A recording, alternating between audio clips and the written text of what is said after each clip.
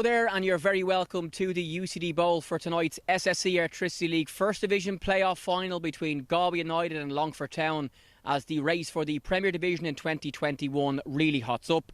We've got loads of build-up to come over the next 40 minutes or so.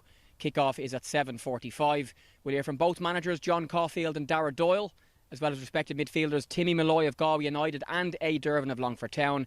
We'll have highlights of the semi-finals as well. Galway winning at the Carlisle grounds in Bray and Longford's last gasp drama here against UCD. My name is Jamie Moore. Thank you very much for joining us tonight wherever you are on FAI TV on the FAI YouTube channel. Tonight's coverage brought to you thanks to the folks at Doppler Media. Now let's begin our preview before the interviews and before the semi-final highlights with a man who's won everything there is to win in the League of Ireland. Premier Division, First Division, 2 FAI Cups, League Cups and plenty more besides. And he's still playing up north with Glenavon as well. I'm delighted to have a League of Ireland legend with us tonight. Conan Byrne, how are you? I'm not too bad, Jamie, thanks. We're all excited for action at 7:45. What's your own thoughts on the evening ahead? I'm really looking forward to the game, Jamie. Two sides desperate to get out of this division. We saw last week in the semi-finals how desperate that was. Galway's fantastic run of form lately, 6 away wins on the bounce. A fantastic win at the Carlisle grounds. Not many teams can go there and defeat Bray twice over the last couple of weeks, and Galway have managed to do that. Longford's last gasp win last week, Dean Byrne, fairy tale story for him, being out for so long with injury, coming up with the goods in the 121st minute to put them here again 6 days later. Now, of course, the winners tonight will have to play the team who finished 9th in the Premier Division in a once-off playoff in a couple of weeks' time to try and be in the Premier for 2021. So a couple of hurdles to jump for the teams, Conan, but two football clubs who've been away from the Premier Division for a few years now. Talk to me about the opportunity for both, for the players tonight, for John Caulfield, a more experienced manager, for Darragh Doyle, someone towards the start of his career, and that word opportunity is probably fairly relevant for everybody involved. Absolutely, Jamie. Tonight's game is absolutely massive, but we can't take away from the fact that next week's game, whoever wins it, is going to be huge as well, and they're going to have to raise their performance levels 100% in order to get through to the Premier Division next season.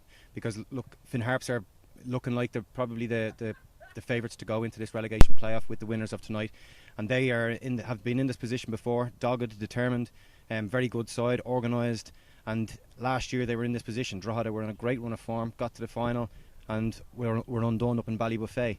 Could be Shelbourne. Shelbourne were in this division last year, kind of very comfortable winners of the league. They've strengthened, so they might feel that they'd, if they were into this relegation playoff, that they'd feel comfortable with who they come up with tonight.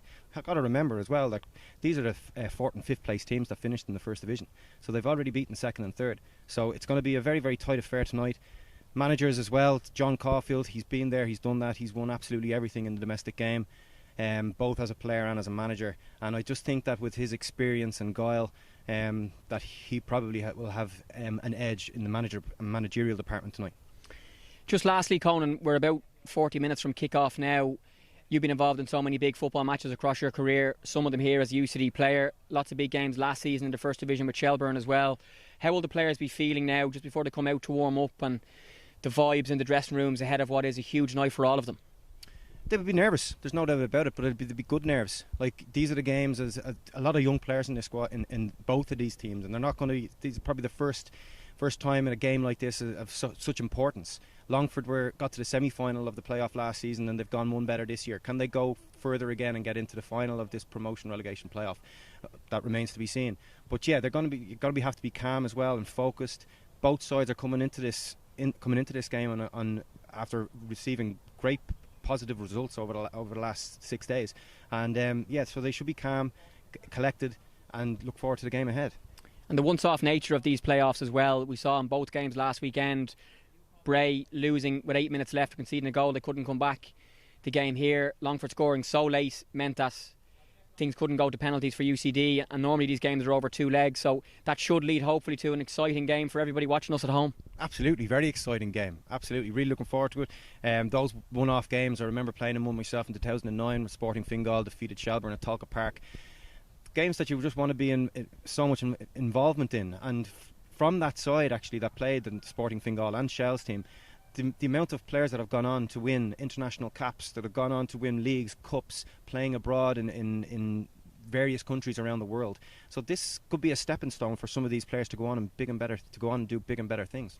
More from Conan in a few minutes' time, but now we'll find the path for both teams to this final here tonight, Galway and Longford Town. For Galway, well, it's all been about the John Caulfield effect. The ex-Cork City manager took over from Alan Murphy at the end of August, and their results since then have been absolutely incredible. John has taken place at 10 league matches, 7 wins, 1 draw and 2 defeats, has led to a 5th place finish in the First Division. A late Wilson Wairu goal secured a 1-0 playoff semi-final win over Bray last weekend, as Conan mentioned. Longford Town would have hoped to be closer to automatic promotion. Darragh Doyle's team finished 4th in the end. They beat UCD 3-2 here last week in that playoff semi-final. Joe Gorman equalising twice with brilliant headers. And then Dean Byrne at the far end here at the Bowl, just back from a serious injury, 121st minute, with an unbelievable finish to send his team into this final. So let's now remind ourselves of those semi-finals now.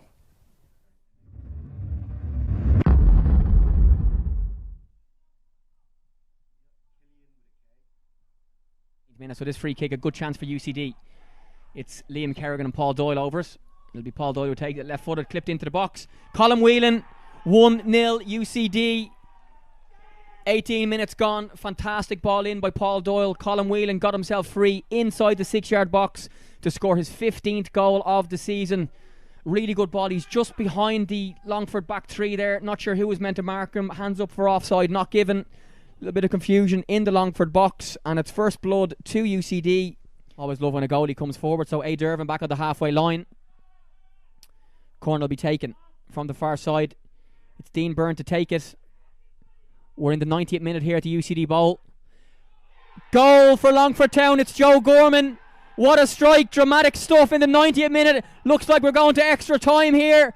What a strike. What a header, should I say, by Joe Gorman. No chance for the UCD defenders. No chance for UCD goalkeeper Lorcan Healy. It was a corner by Dean Byrne off the far side, and Gorman rose highest to head that one in. Brilliant header, bullet header to equalise for his team. Literally with almost the last play of normal time. We're just ticking across 90 minutes now, and Longford Town have equalised. Drama at the UCD Bowl. Starting attack for UCD. Dara Keane to Yo-Yo Maddy. And it switched across towards Kerrigan. He has got there, Liam Kerrigan. Inside Mick McDonald. Kerrigan, great save by Lee Stacey. And the rebound to Yo-Yo Maddy is in. Flag has not gone up. It's a goal for UCD in the 20th minute of extra time. So 111th minute of the game. Really good strike by Liam Kerrigan. Save by Lee Stacey. Definitely onside. And Yo-Yo Maddy, the league's top scorer with 16 goals, smashes that one in. First time right-footed to give his team the lead. A big, big goal for the students. Again, it's Barnes to take. Left-footed, one-handed signal. We had an equaliser. It's another goal for Longford Town. And it's Joe Gorman again. I don't believe it. This is absolutely unbelievable stuff at the UCD Bowl. With 7 minutes remaining of extra time. It's a second-headed goal for Joe Gorman. Corner whipped in. The 4th in a row for Longford Town. Whipped in by Niall Barnes. And Gorman at the back post. Bullet header. And it's 2-2. So it'll be Niall Barnes to take the throw in. Manley into Callum Warfield. Dean Byrne off the edge of the box. Dean Byrne! It's a winner for Longford Town! Unbelievable stuff. The Longford Town manager, the Longford Town players are on the pitch. This is absolutely unbelievable. In injury time at the end of extra time, Longford Town have all but won this playoff. Incredible stuff. Incredible scenes. What a finish by Dean Byrne. A really serious injury at the start of the season. Missed almost the entire year. And he's popped up to score what looks like the winner at the end of extra time here. Absolutely unbelievable stuff. And it looks like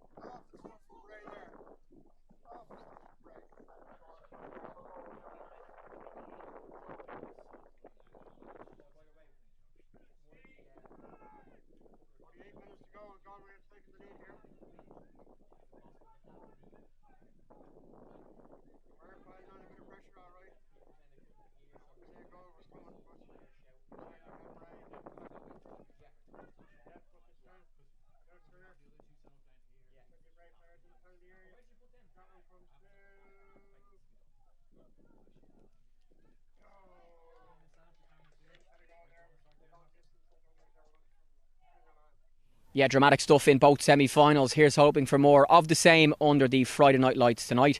Now it's time for Players' View. During the week I spoke to midfield players from both teams on Zoom, both local lads as well. In a moment we're going to hear from Longford Town's A. Dervin. But first, it's Galway's Timmy Malloy. Yeah, it's definitely been unusual.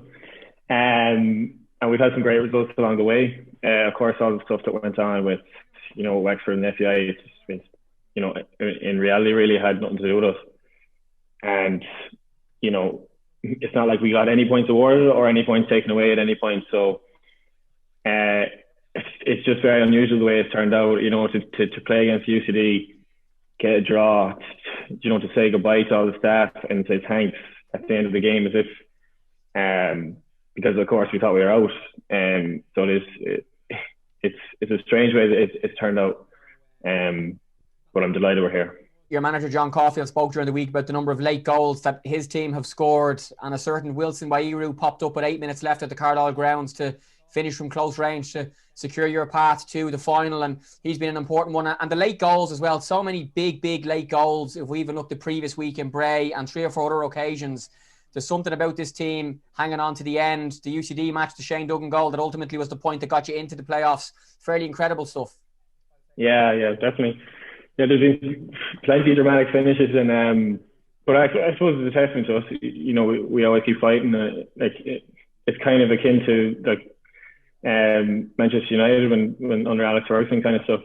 It's been brilliant. Willie's been brilliant for us every time he's been playing, and hopefully we can continue on the same kind of form.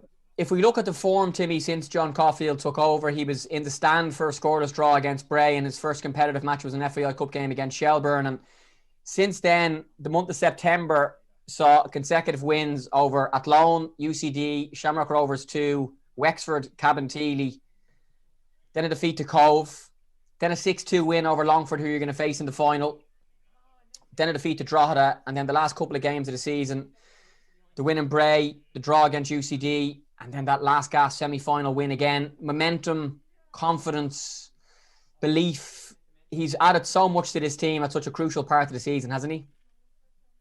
Yeah, it's definitely been brilliant. I suppose, you know, in the first games that you mentioned, the start was absolutely massive, because I I suppose I wouldn't be the only one, but I always thought, you know, there is very good players in this group, and just getting a few wins at the start there, you know, it gives you belief that even if, you know, you have a bad result against Cove, which we lost, you know, there's confidence there that you can bounce back and we can get results again, and we can push on. What's your assessment of Longford? Well, I expected, like any cup game, it'll be tight. No team will want to give an inch or anything like that. And I mean, a result 6-2 where we won, I don't think we can take a whole lot from that result to reflect what's going to happen now. You mentioned at the start about saying goodbye to the players and the staff after the draw with UCD in the last regular league game, and the news then came out a couple of days later that you would in fact be in the playoff semi-finals. The win against Bray happens. We've spoken about the form since John has come in. Does it really feel like a big second chance now, and such an opportunity, Longford, and then another hurdle to jump if you make the final? And Galway are probably the informed team. They are the informed team involved in this playoff series, and you've got a second chance now to achieve the ambitions which the club had at the start of the year. The squad that Alan Murphy built wanted to try and get promoted. And what's the mood like? And I'm sure you're all quite confident of what you can do over the next couple of weeks. Yeah, I'd say we're definitely, I mean, we've got to be confident. I suppose we've had some good results. But I suppose it's so of Longford. I mean, they've had a great result. They came back from the dead against UCD. I suppose we're both in similar boats. I mean, it doesn't give us any sort of advantage or disadvantage the way things turned out with the Wexford appeal and us thinking we're knocked out, and then subsequently getting back in. I think it's very much there to play for now. Timmy, for you, again, as someone from Galway, and it's such a shame that supporters haven't been able to be around the team physically in the last number of weeks with the way the run has been. And I know the UCD Bowl would have been packed for this match with fans from both Galway and Longford. But the chance to keep the run of hopes of promotion going for a club as big as Galway, and those supporters who will be watching the game, cheering from their sitting rooms, I'm sure means a lot to you guys, and to give them something to cheer about and smile about in what is such a hard time for everybody in Ireland at the moment. And the people of Galway love their football so much. I'm sure you're all fully aware that they are there with you and that they are cheering you on to what they hope will be a return to the Premier as well. Oh, definitely, yeah. I mean, the sport has been great, even though, I mean, I suppose it's mostly been virtual. You know, I hear people, you know, when I go into work, you know, there's people saying good luck and all that. Yeah, it would just be great to vindicate that, you know, and get results, and, I suppose, go into the next game and give us the chance of getting promoted. To then hopefully have, you know, the likes of Shamrock Rovers and top teams in the club coming to AMGC Park. It would be fantastic to see again. Yeah. Yeah, it's a huge night. Just it's the first division final, so it's the biggest game I've ever played, and then we know what happened last time we played Galway, so a bit of revenge is on the cards, hopefully. But we know what to do and we know what they're capable of, so just it's an exciting game to be in. Speaking of exciting games to be in, we covered your semi-final against UCD last weekend, and people will know what happened in terms of Joe Gorman's last-minute equaliser in normal time, and then he had to equalise in extra time before Dean Byrne popped up with almost the last kick of the game to secure your place in the final. And unbelievable scenes, a really, really dramatic night at the Bowl.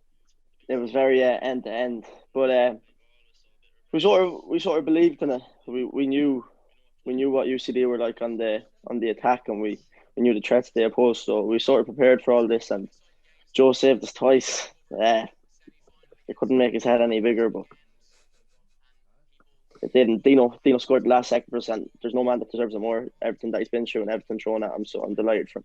That feeling of like a last minute winner, and the emotions of it all are the reason I think why everybody is involved in football. As someone who's from Longford, you've come through the under-8 setup at the club as well. How did that moment feel? And I'm sure you said about this game against Galway being the biggest of your career. That game the other night must have been one of the biggest moments and most enjoyable ones. I've never been a part of something like that. Just usually it's not like that. It's never end to end, or it's never those twists in the game. But the other night, I don't even have words for it. I've never been a part of something like that, but the adrenaline that you get from it is something else. I think if everybody could put that feeling into their football career more often, they say that you definitely have more lows than you have highs. And I think if we look at Longford over the past couple of seasons, that's probably fair comment in terms of trying to get back to the Premier Division after relegation a number of years ago. At this stage, this is the end of the fourth year back in the First Division, and there's been lots of highs and lows. How would you describe the last couple of years for you and the club, and what you hope will be a big couple of weeks ahead as well?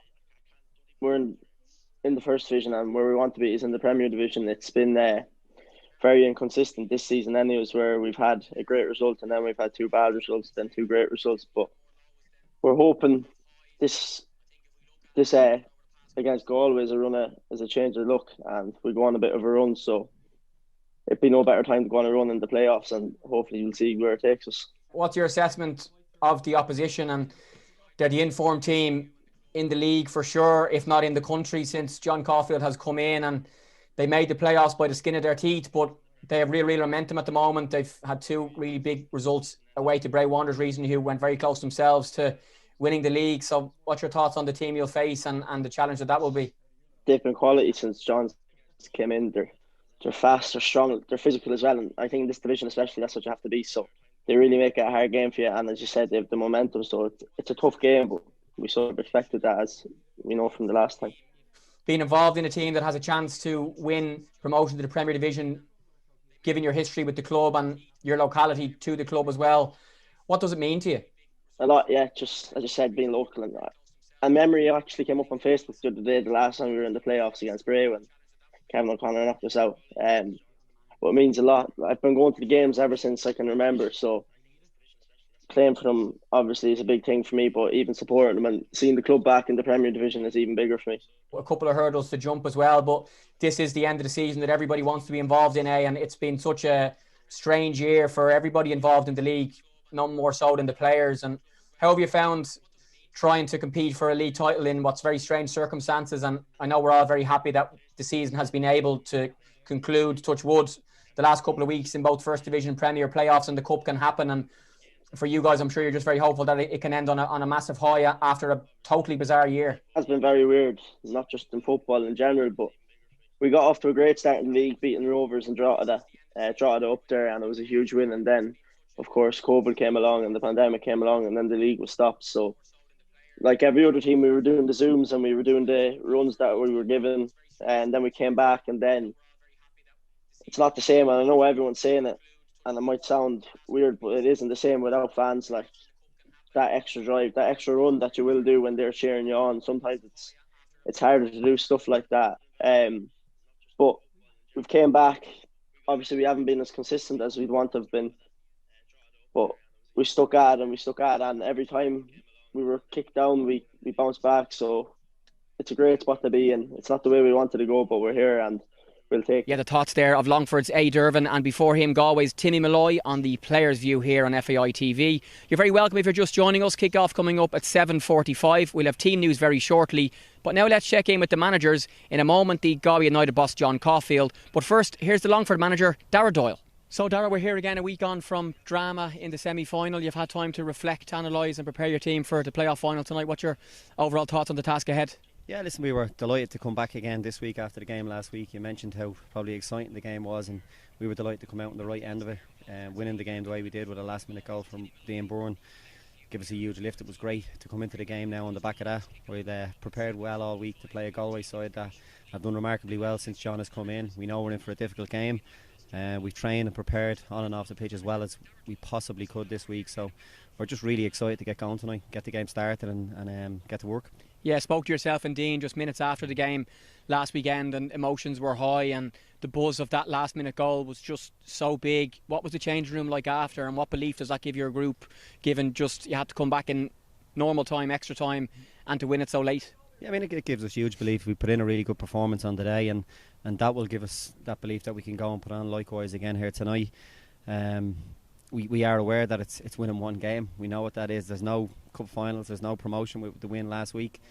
Like we said, the important thing is now we focus fully this week on Galway. There's nothing else being talked about, and listen, it's about doing the business this evening against these, and if we put in a performance and with the good spirits we go into the game, I'm pretty confident that we can do that.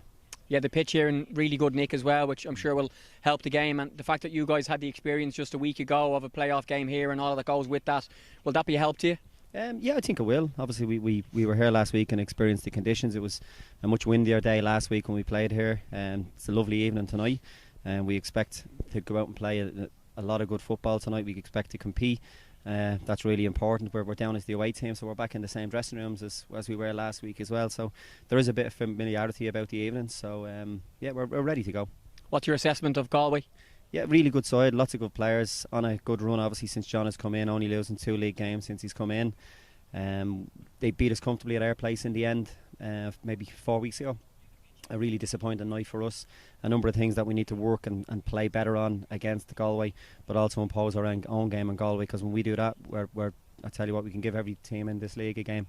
Yeah, in that game you guys were 2-0 up. They got one back before the break, and 5 goals in the second half, which was a bit of a surprise given how well I think you said your team had started that game. So you'd be hopeful of a reversal of that tonight. Yeah, listen, we controlled and dominated that game for, right, you say, till a minute before half time, when they got back into it from a set piece, and then within 15 minutes of the second half we were 4-2 down. So it was really disappointing. We'll need a far better performance tonight, and we're ready to do that. We really are. We know we're in for a tough task. We know Galway will want to win just as much as us, so it'll be who performs on the night, who plays the best, and that team will come out on top, and I'm hopeful that it will be us. From your own point of view, Dara, you're a young-ish manager. You're at the end of your first full season in charge. How much have you enjoyed the challenge of preparing your team for such a big football match for yourself, the players, and ultimately the club? No, I think I really enjoyed it. I think once or twice people probably ask me, do you miss playing? And genuinely I don't. I love this. I'm ready for this. I feel it's my time to do this now. The lads that are out on the pitch, that's what they're meant to do. That's what they're ready to do. I've prepared the team as best I can all season. I've a tremendous people on my staff. They give me huge help, and we prepare as well as we can.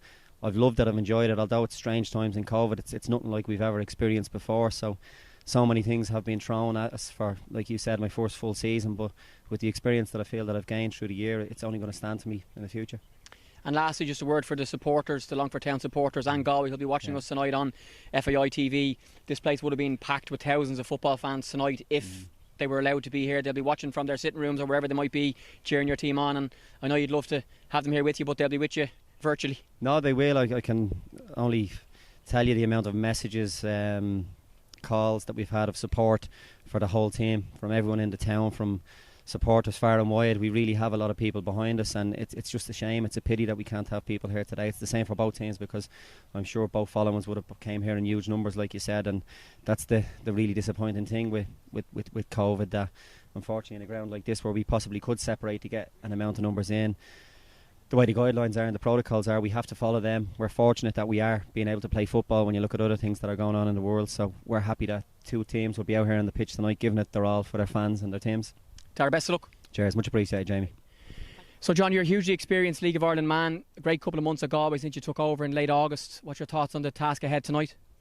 Yeah, well, I suppose, look, the lads have been phenomenal in the last 11 weeks, and you know, it's nearly been a cup final every week really, because we had to win most of our games to get to this point. So you know, Longford, you know, Dara's first full season in, he's done really well. They have a lot of experience.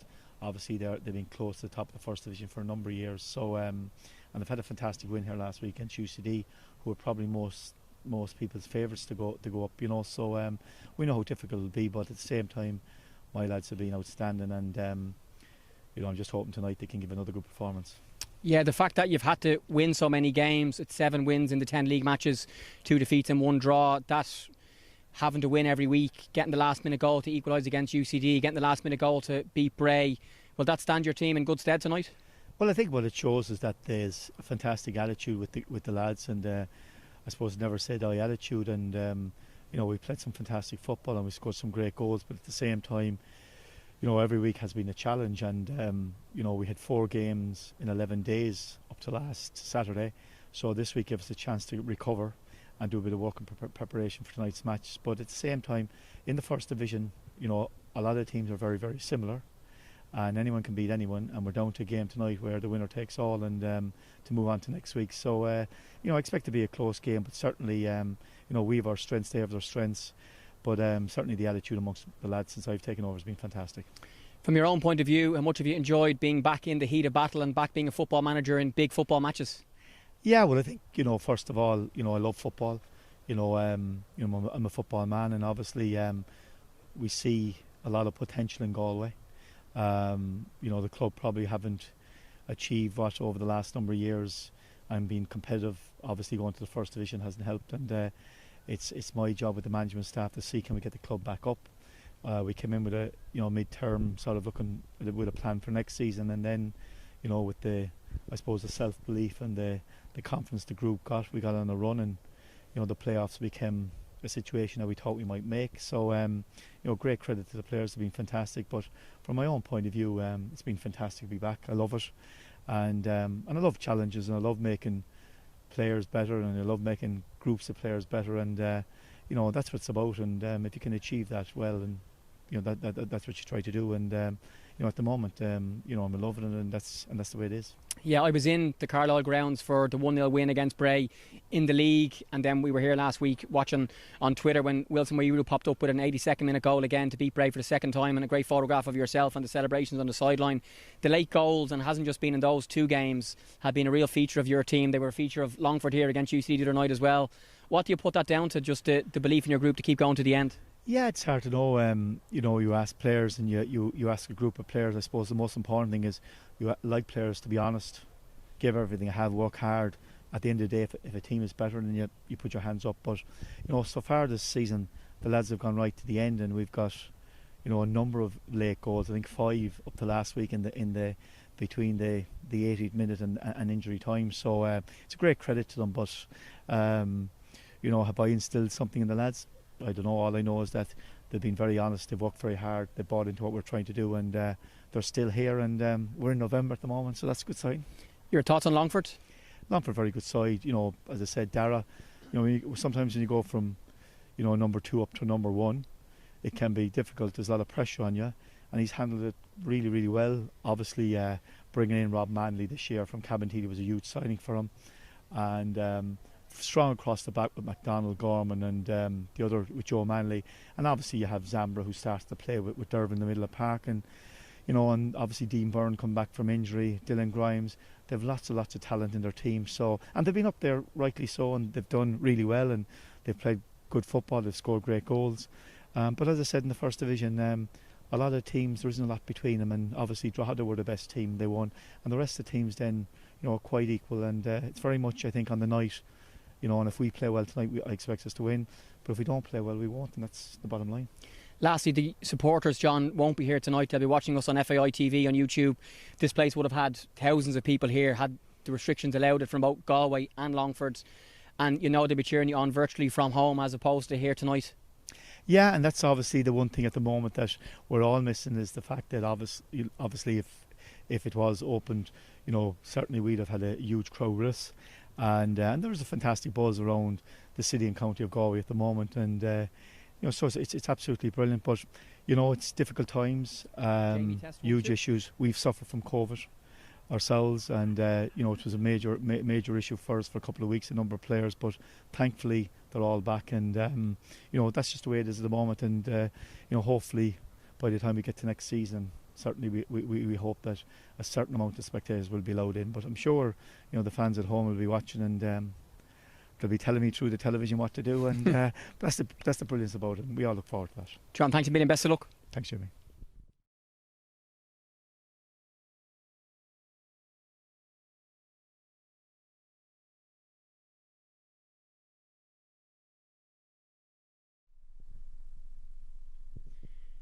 Yeah, the Galway manager John Caulfield, and before him Longford boss Dara Doyle, speaking to us here on FAI TV on the FAI YouTube channel ahead of tonight's SSE Airtricity League First Division playoff final between Galway United and Longford Town. We are less than 5 minutes or so from kick-off here at a chilly UCD Bowl, and it is time now to check on the teams that John and Dara have picked tonight. So Galway down as the home team in tonight's neutral venue. They're in the home dressing room and the home dugout. And they have made one change to the team that won last weekend. The suspended Stephen Christopher has been replaced by Mikey Place in the only change to the team that had that dramatic 1-0 victory away to Bray Wanderers thanks to that Wilson Wairu goal with 8 minutes left. For Longford Town, they were here last weekend to beat UCD, so familiar surroundings for them. And Darragh Doyle has been able to name the same starting 11 and the same substitutes from that 3-2 victory over UCD. Dean Byrne, who scored that 121st minute dramatic extra time winner, is on the bench, while 2-goal man Joe Gorman will be a massive threat from set pieces. He'll be part of what we think will be a Longford Town back three. I'm joined tonight on co-commentary by a man who has won everything there is to win in the League of Ireland, experience winning the First Division with Shelburne last season too, and he's here tonight to add his thoughts on the action. Conan Byrne, welcome again.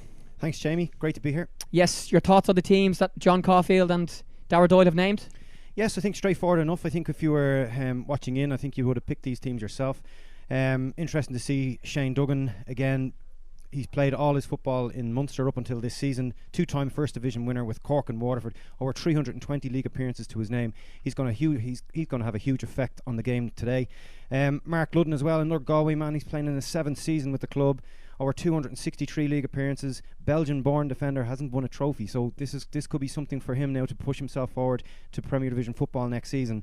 And finally, obviously, the main man up front, Enda Curran, First Division winner with Athlone. It's his 3rd spell at the club, and he's going to be a big player when on song. So the Longford Town defence are going to be really up against it if he's on song tonight. For Longford then, Lee Stacey has played every single minute of every single match. He's in his 2nd full season of competitive action.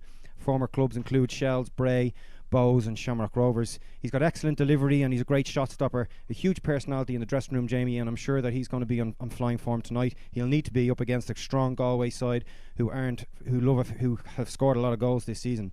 I'm going to be particularly key on looking at Aaron McNally, a 20-year-old former Dundalk under-19 player in his first full season at the club. He recently turned 20 years old. He can play as a full-back or a winger on either side. He's going to be playing left wing back this evening, and he's going to have a huge future ahead of him because he has an absolutely fantastic attitude, and I'm going to look forward to seeing him tonight. Yes, our referee tonight is Mark Moynihan. Assistants are Wayne MacDonald and Brian Fenlon. The 4th official is the very experienced Neil Doyle. And Conan mentioned there about goals. Interestingly, in the regular league season, which of course was only 18 matches because of COVID-19, both teams scored the exact number of goals, 26 between them across their 18 games. So interesting to see tonight who can be the top scorers, because the top scorers in the game tonight, of course, a once-off playoff, no second leg. The first time that the First Division playoffs involved in a neutral venue. Normally it would be a home and away for both teams, but not the case tonight as the Galway United team enter the pitch first here at the UCD Bowl. And Conan, we had a chance to walk on the pitch before the game. You had a good conversation with John Caulfield and also with one of the Longford Town coaches, Stephen Marr. What were their thoughts on what they hope will be a win for their teams tonight? Yes, they're really looking forward to the game. Speaking to John for a good 15-20 minutes there earlier on, he's just to get into it, to have a chance of being in the playoffs, Jamie, was huge for John. Getting the win over Bray last week was a huge result for them, and to go into tonight's game in the hope of getting through this for a chance of getting into the Premier Division next season is absolutely huge, considering he only had 10 league games to get here. For Stephen Marr, he was just getting ready to warm up in his players. He thought it was a brilliant opportunity for Longford, and he was actually happy that Longford got beaten by Galway earlier on, only a couple of weeks ago, 6-2, because it gave Longford a kind of kick up the backside, if in no uncertain terms, that this isn't going to be a walkover for Longford, even though they finished higher up the table than Galway. So really looking forward to the game. As you said, the pitch is so slick. Both sides like to get the ball down and play, and really looking forward to the next 90 minutes. Yeah, 2 previous meetings this season. In August, a 1-0 win for Longford at Eamon DC Park. Aaron McCabe's winner there with 8 minutes remaining. Well, just a month ago, as Conan mentioned, a 6-2 win for Galway against Longford at Bishopsgate. Longford actually led 2-0 through goals from Rob Manley, who's their top scorer, and Adam Evans. But 6 Galway goals, 1 just before half-time and then 5 in the second half. Mark Ludden scored twice, Carlton Ubazunu with a hat-trick, and Wilson Wairu with the other goal. So that was their last meeting just a month ago. So interesting to see the fortunes of both teams tonight, as Longford in their yellow jerseys with their blue shorts and socks to their away kit tonight enter into their team huddle. The referee and the officials just doing the toss between the 2 captains, Dean Zambra and Shane Duggan. I'm fascinated certainly to see what the midfield battle will be tonight. there's plenty of experience in that midfield with Dean Zambra and A. Dervin. I know he's only 21, but he's been around the league now the last 3 or 4 years. And obviously Shane Duggan, vastly experienced player. If you're just joining us, you're very welcome. We're going to stream exclusive live coverage for free on FAI TV over the next couple of hours. Extra time and penalties if needed. If you're a Galway fan, you're watching from home, or Longford Town the same, we're very happy you're with us. We're sorry you can't be here with us to fill the stadium with thousands of supporters, but we know you're watching and cheering on your teams from home. And if you know of any other supporters of those teams, these teams should I say, or of the league overall, and might want to watch the game tonight, it's the only League of Ireland game under the Friday night lights. Send them on the YouTube link, let them know where to find it. Just search FAI TV or FAI on YouTube, and that's the place where you will find our live stream of tonight's game, which is just about to kick off. Galway will play from right to left in the first half as you look in their all-home strip of all maroon, with goalkeeper Michal Schlingerman in sky blue. Longford, as I said, in their away kit, yellow jerseys, blue shorts and blue socks. Goalkeeper Lee Stacey will be in all orange. So we are just about ready to go. And the first action of the 2020 SSE Airtricity League First Division Playoff Final is underway here at the Bowl. We'll have a look in just a second at the formations of both teams as Longford go on the attack initially. Put a decent clearance there from Sam Ward. And a first opportunity for Aaron McNally to get across into the box. He's done just that. Well headed out though by Maurice Nugent. Good start by Aaron McNally there, Jamie. Tucked back inside, great cross into the box and it's cleared, so it's a great start by the young player. Yeah, we'll expect Longford to play that 3 at the back system that they've played for the majority of this season.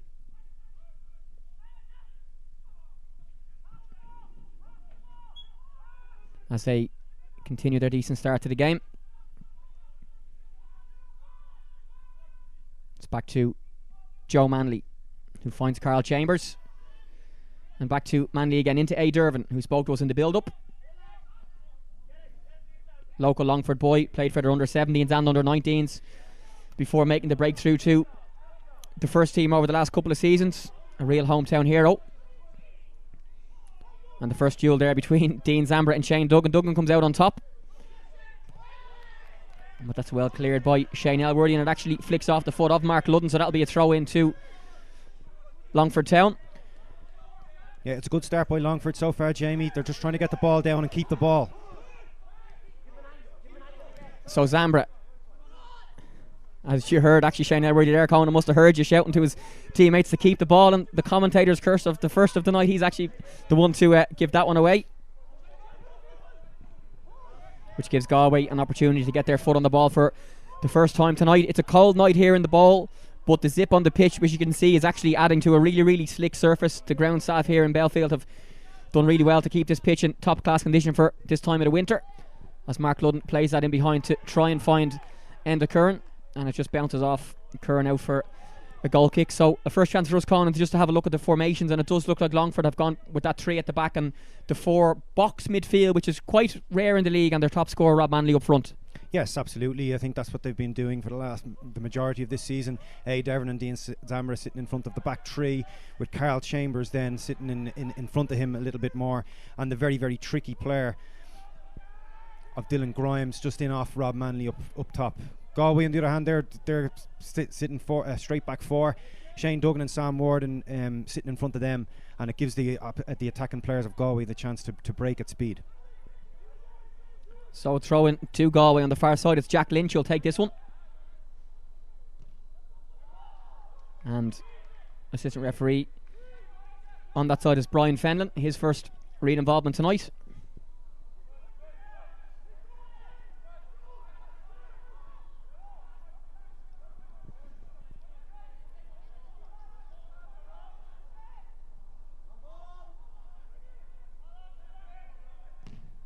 So our first 50-50 of the evening. Second ball breaks to A. Dervin, who finds the feet of Rob Manley. Nice feet by Manley down the side there as he races in behind.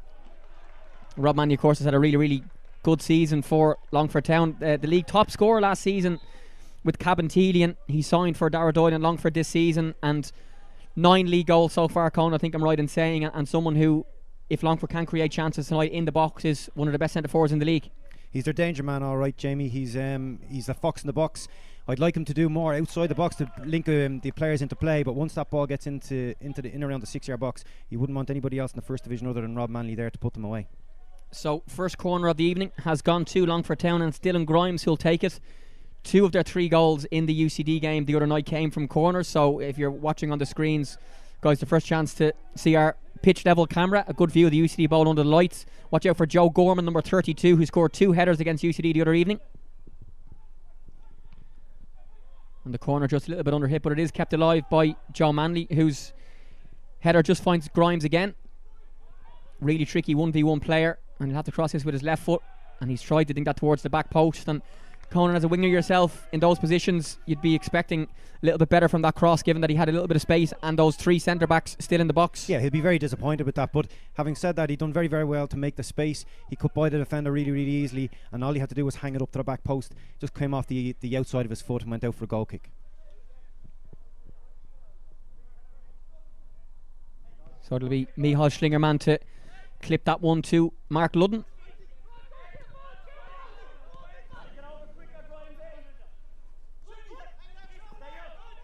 Ludden forced to recycle possession.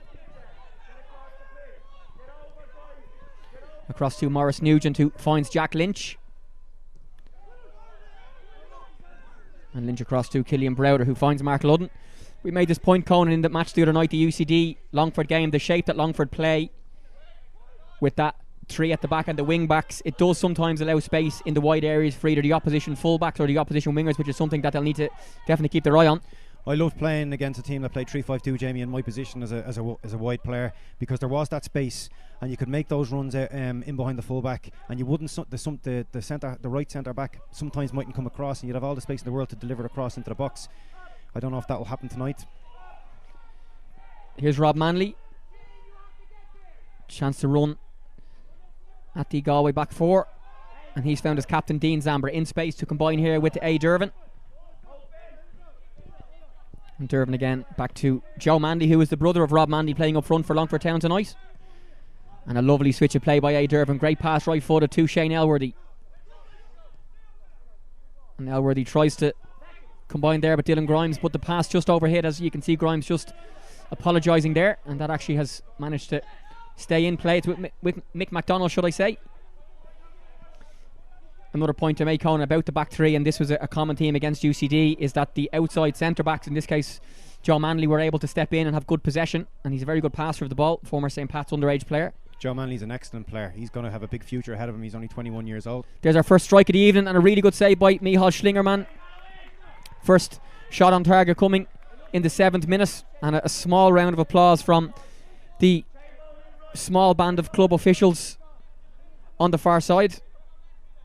Yeah, Aaron McNally, as I said, he's both-footed. He came in off his left foot, came inside and had a great strike, and Michal Schlingerman should have that all day long, which he did. Yeah, zippy pitch as well, so difficult for goalkeepers, and he did really well there as Mark Ludden switches play towards the far side, and it's Joe Gorman who's headed that one, but second ball picked up by Galway, and their first chance as the second ball breaks towards Enda Curran. It was a cross from Jack Lynch, but Longford happy just to hack the clearance away. I think Longford have started a better team, Jamie, in these opening exchanges. They're trying to get the ball down and play it out to wide areas. Shane Elworthy was very unlucky not to get in behind the fullback there. Mark Ludden with a quick 1-2. So I think Longford will be happier in these early exchanges. We should say a big hello as well to the ball kids tonight from the Mount Marion UCD Academy. So well done to them on a cold evening at the Bowl. You'll see them around the outside of the pitch in their orange high-vis bibs. In fact, Jamie, Conor Hoey, the Drogheda chairman's son, Henry, he's a ball boy tonight. So Drogs may still have an impact on the outcome of this game. On the playoff race, on the promotion race after they won the league, of course. And congratulations to Tim Clancy, Kevin Doherty and all the Drogheda United players. I was in Stradbrook on Tuesday of last week to watch them lift the league title. And they will be playing in the Premier Division for 2021, and one of the teams here tonight will be hopeful of doing the same and reaching the playoff final first of all, the playoff promotion relegation final, in which they'll play against the team that finishes 9th in the Premier Division, which will be either Finn Harps, Shelburne or Derry City. It's a full programme of Premier Division fixtures on Monday, while Shamrock Rovers host Derry City tomorrow. we'll have a chance maybe to chat about that in a little more detail later on in the game. Wayne McDonald just raises his flag there for a throw into Longford Town. Longford have pressed the game very, very well. They've pressed the Galway players. They're not letting them play out, and they've made them kick long for the majority of this game so far. So it'll be Shane Elworthy to take that one. Mick McDonald into A. Dervin, who has a little bit of space to have a little run and finds Joe Manley in loads of space on the far side. Manley's a right-footed player playing on the left of that back three. Finds his brother Rob, whose touch is a little heavy.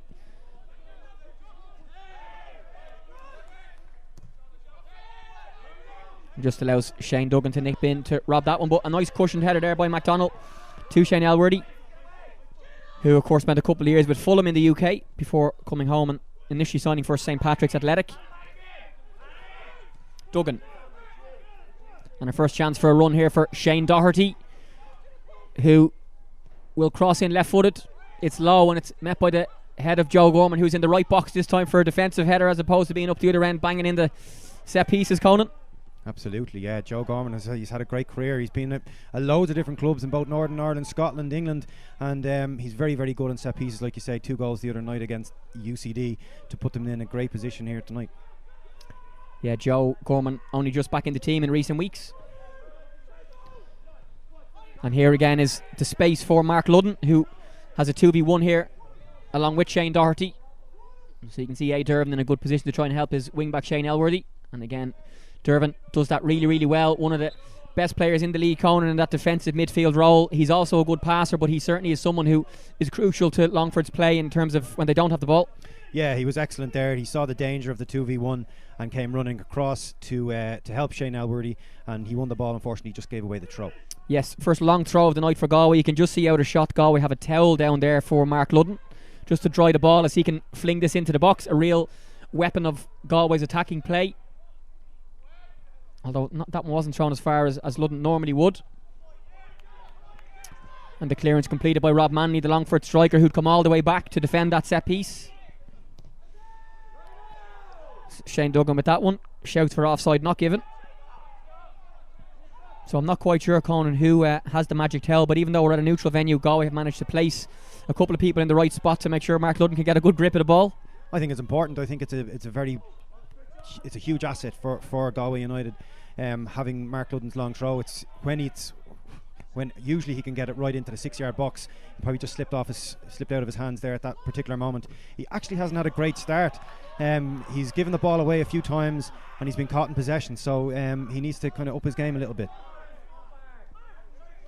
So the first debated throw-in of the evening, and we can see just in front of us fourth official Neil Doyle, and in this day and age, Conan, the officials actually they can speak to each other on earpieces, and the fourth official just has to press a button, and I think he actually made that decision.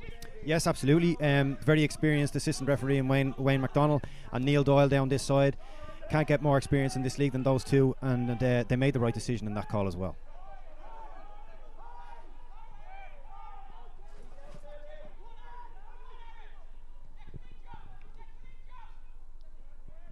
And you can just see, just in shot there, and hear the screams of Stephen Marr, the Longford Town coach. Longford did this against UCD as well. The other evening they have one of their coaches in the stand on the far side, and because there's very few people at the game, it's effectively like having a manager and a coach on both sides. So you have the manager Dara Doyle and the assistant manager John Martin in the dugout beside us. And you have Stephen Marr, a former teammate of yours, Conan, a former league winning teammate of yours at St Pat's. Absolutely, yeah, 2013, yeah. On the far side barking out orders. So Chambers to A. Dervin. And another fantastic pass for A. Dervin, who started really well tonight. That's out to Aaron McNally, whose right foot across is towards Rob Manley, but it's headed out there by Maurice Nugent. Longford keep it alive though. And Jack Lynch is able to clear that one. Shouts for a foul by Gorman and Enda Kern, but not given, and that's a difficult bouncing ball for Joe Gorman to deal with. And there's A. Dervin again. It's so difficult to defend against somebody that can go both feet, especially on wide areas. And Aaron McNally has been able to do that. He's put a ball in with his left foot, and now he's putting a ball in his right foot. And Jack Lynch has struggled against him in the opening exchanges.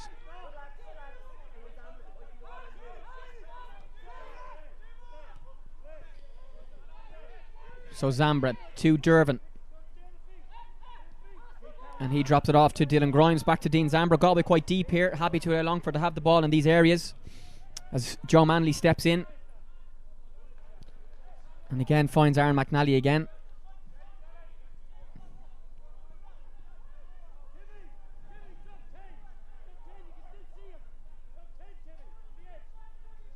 So this throw in will be taken by Aaron McNally. That ball just dropped into a decent area for Longford had they had someone on the edge of the box there. But fantastic touch by Enda Curran. And a really great tackle there by Mick MacDonald on Shane Doherty. And MacDonald's pass into Grimes, who wants to shoot first time. Grimes! Oh, Dylan Grimes hit the crossbar. What an effort by Longford Town. Oh, that's so unlucky. Michal Schlingerman was beaten. The angle of crossbar and post in the 15th minute here as we look at the replay, Conan. Yes, Michael MacDonald had a great little layoff into Dylan Grimes. A fantastic strike. Didn't even have to look up off the underside of the bar, and Rob Manley just unlucky not to be able to put in the follow-up. What an effort. First real chance of the game falling to Longford Town. Falling to Dylan Grimes. And so close to the Town taking the lead here. I'm sure their supporters on their armchairs, Conan, would have been on their feet for that one. Absolutely, yes, especially with a strike like that. Dylan Grimes is well capable of that type of strike, and he was very, very unlucky not to take the lead for Longford tonight. And he'll be on this corner now. It'll be an outswinger with his right foot. And again, the people like Joe Gorman, Joe Manley, Mick MacDonald and others in the box. Whipped in by Dylan Grimes, and it's just headed away at the near post. But A. Durbin will be first to that second ball, and he'll fire it straight back to Grimes, who combines nicely with Carl Chambers. And a third corner of the evening for Longford Town. That one blocked out by Sam Ward. Dara Doyle will be absolutely delighted with how his team has started this game. A. Dervin spraying the passes both left and right. He's done really, really well for such a young lad in such a big game, his biggest game of his career to date. And Longford, as you say, are a third corner in, 15 minutes gone. So again, it will be Dylan Grimes to take this one. And it's an outswinger, right-footed, but well headed out in the middle of the 6-yard box. I think it was Killian Browder who headed that one, but the second ball breaks, and again, Galway doing well to clear, but because they're bringing everybody back on the set pieces, Conan, it allows Longford to start another attack straight away. Absolutely. It's so important, though, that Jamie, that when they are in the ascendancy like this, that they have to take their chances when it comes their way. So Zambra. Longford again picking up the second ball. They've definitely started this game the better. And a crucial interception there by Killian Browder. Galway just can't hold on to the ball at the moment. It's all Longford. Yeah, Mikey Place was the one trying to get on the counter-attack there. A very pacey player. As Longford again try and find Rob Manley, who's just a little bit late there. Just a heavy touch, and he might be hurt himself there. Carl Chambers and Dylan Grimes, though, they should be up around him. He's completely on his own. There's 30 yards of space between him and his attacking midfielders, and it's in order for Longford to get up higher up the pitch in attacking areas, they need Carl Chambers and Dylan Grimes to be closer to Rob Manley when they play it long.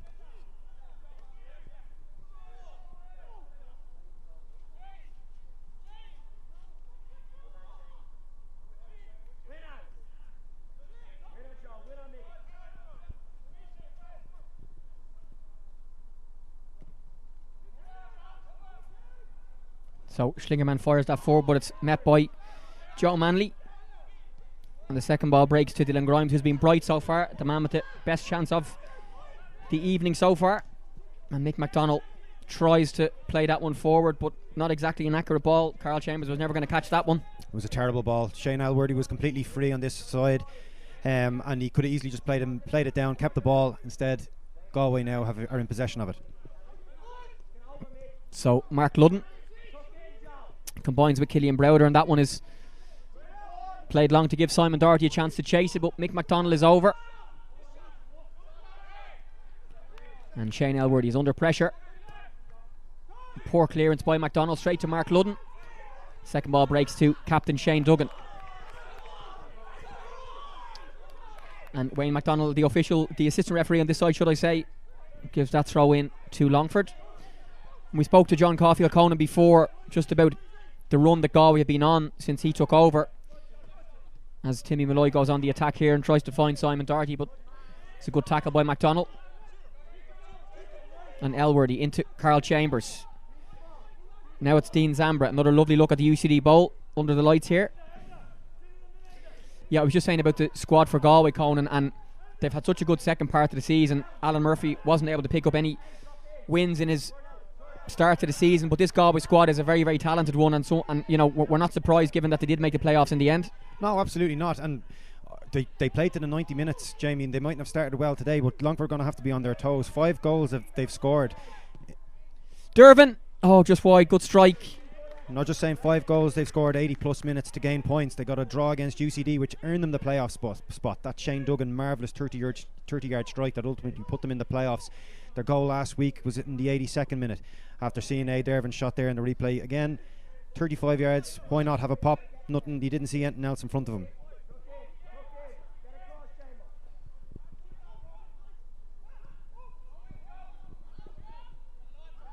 And that'll be cleared by Mick MacDonald as we approach the 20-minute mark here at the UCD Bowl in tonight's SSE Airtricity League First Division playoff final between Galway and Longford Town. Scoreless so far. If you're watching us on FAI TV on the FAI's YouTube channel, you're very welcome. The coverage tonight being brought to you by the excellent Doppler Media. And we have thousands of League of Ireland fans watching us already. So thank you very much for joining us, and I hope everyone is safe and well wherever you are in the country or beyond tonight. I'm sure there'll be fans watching from different parts of the world. One of the great things about the streams this season has been that they can be accessed not just in Ireland. And a strong tackle there by Shane Elworthy. And again, you can see that's actually Neil Doyle, the fourth official, just in shot there. Talking to Dara Doyle is the one that gave that one. Strong tackle, Conan. If you're a winger, you'd probably be happy to get it. If you're a fullback, you'd be disappointed that it was given against you. Oh, well, I'd be screaming at me fullback for giving me such a hospital pass. It has to be given to me a bit of pace so that I can at least get it under control and take on Shane Elworthy. It was played so slowly that it gave Shane the opportunity to come in and make the tackle, which he did relatively fairly, in my opinion. So it'll be Timmy Malloy to take this one, right-footed in-swinger. A really nice angle for a wide free kick, as Galway have almost everybody forward. Longford have brought everybody back, so Timmy Malloy right-footed. It's a fantastic ball into the box and flicked on by one of the Galway pack. I think it was Mikey Place, and straight into the hands of Lee Stacey, who tries to start a quick attack, and not a great ball by Stacey there. It's dropped back to Mikey Place again, who just involved in that set piece. And good positioning from Joe Gorman to head that out. But now a spell for Galway, Conan. Yes, I was talking about Lee Stacey and his terrific delivery, and the first time he has it, he gives it away. Skills there by Mark Ludden that a young Conan Byrne would have been proud of. The slice, but managed to keep possession. Yes, he did. He'll claim he meant it. Of course he did, yeah. So Manley to Manley. Joe to Rob, as Rob has a run at Sam Ward, and that'll be a throw in to Longford Town. That's what you want out of your centre forward, Jamie. Just get the Longford players up the pitch and gain throws, free kicks up around the middle, up around the final third. He has been isolated, Jamie, as well, so he started the game very, very, very well. So McNally throws that one in, flicked on by Joe Manley. That'll be Joe Gorman to tidy things up. Lee Stacey tonight very brave in the short sleeve goalkeeping kit, but he does have the Under Armour on. It's fairly chilly here in Belfield. We're in our winter gear, Conan, keeping us warm. Yes, it's very cold here tonight now, Jamie, but it's perfect conditions to be out on that pitch and playing in such a pivotal game. So here's Carl Chambers, or it's now, yeah, it is Carl Chambers on the ball. Dervin, Elworthy, Dervin again, great play by the two young players. Hey, Dervin's been really bright so far. He spoke to me on Zoom in the build up to this game, and he spoke about it being the biggest game of his career so far, and he is certainly at this level very comfortable in terms of these big football matches for a young player. Yes, I'm sure that at the end of last season there was a lot of interest from Premier Division clubs. I'm sure it'll be the same this season. He's only 21. He's playing at this level now. This is his third season at this level. There's no rush. He's still very, very young. And but yeah, he's dominating this game, that middle of the park so far. They're not getting near him. He just sliced that one out for a throw in though a moment ago. And that is a fantastic pass of the night so far by Killian Browder. Really, really nice pass. Left-footed centre back. It's Mikey Place now, combining with his fullback Jack Lynch, and that cross will go out of play for a corner kick to Galway United. A really nice pass, Conan. If you have centre backs in your team who can play passes like that through the lines, gives you a great chance. Yes, Killian Browder, he's a former Limerick player. He's had an excellent season. I know a lot of people have been wanting to put him in the first division team of the season because he's been really, really good. He signed midway through last season, first division winner with Longford in 2016, and he's still only 22. Big future ahead for him. So, first corner of the evening for Galway, but it's just too low and easily half cleared at least by Dean Zambra, and it's that man A. Dervin to complete the clearance. That's superb play by A. Dervin there, Jamie, to get a bit of spot of bother there from the corner to get it and win a throw in midway inside his own half. It's fantastic centre midfield play. You're always happy when you do a pre-match interview with a player and they actually start the match, and then when they play so well early on, it's nice to have heard his thoughts before the game about the season and his place in the team, and playing beside someone like Dean Zambra as well, with the experience that Zambra has. It's a really, really good midfield combination. Well, look, with a player with Dean Zambra's experience, I'm sure he's helped A. Dervin over the last number of years. He's been their player of the year this season, according to many, and I'm talking about A, and he's not afraid to put the boot in either.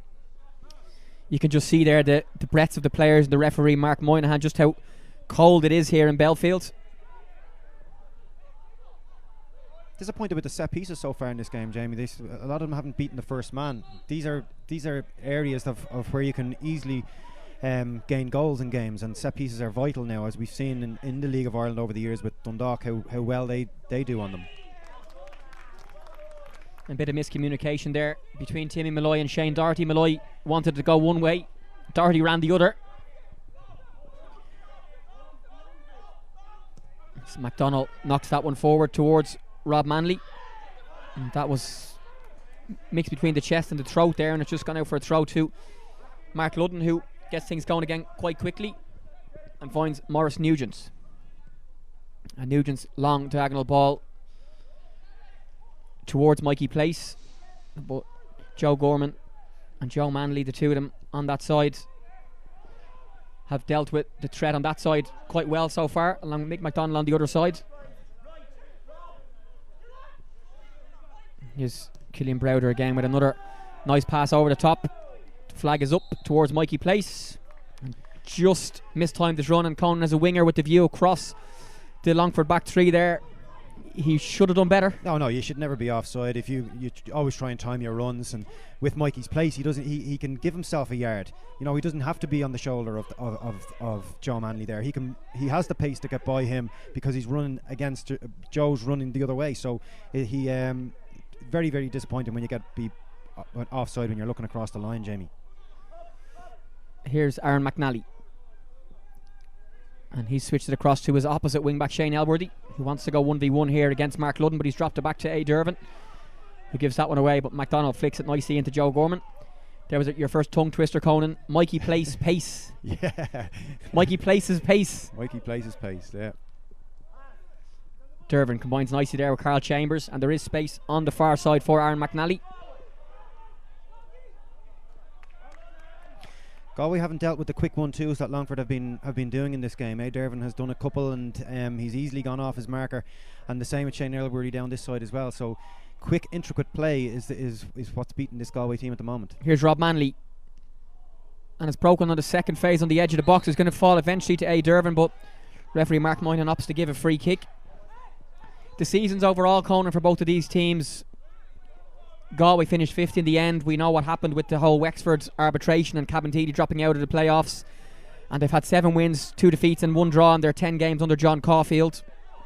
Longford fourth. They probably would have liked a challenge for the league, but in the end they did make the playoffs, and they both had dramatic wins in the semi-finals last weekend and have kept their hopes of promotion alive. So even though they didn't finish top, that spot went to Drogheda United. They've got to be happy that they've given themselves this game and then one of them the next game in the final to get back to the Premier Division. Oh, it's absolutely massive. Like even last week, the two victories that these two teams had will give them so much should have given them so much confidence going into this game.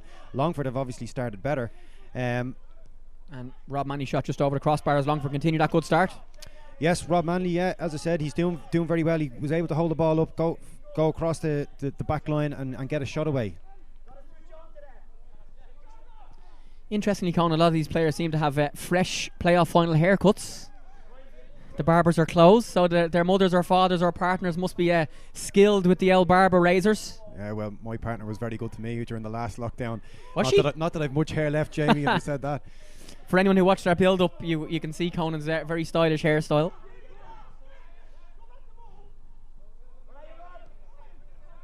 So Killian Browder goes back to Michal Schlingerman, or Mo as he's called by his teammate Mark Ludden. I think the Mo could be Maurice Nugent also, maybe. I think it's important though, Jamie, that Galway, once they get the ball under control, that they keep it for a couple of passes. They haven't kept the ball more than 3 or 4 passes, and it's important that they do, just to get a bit of confidence into their team.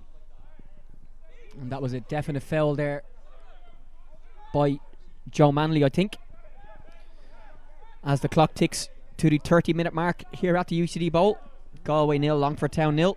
The only real chance of the game so far coming via Dylan Grimes of Longford in the 15th minute, who smashed one off the angle between post and crossbar. Schlingerman was beaten, and the rebound just didn't fall in the right place for Rob Manley, who, Fox in the box, would have got his 10th goal of the season had it dropped to him.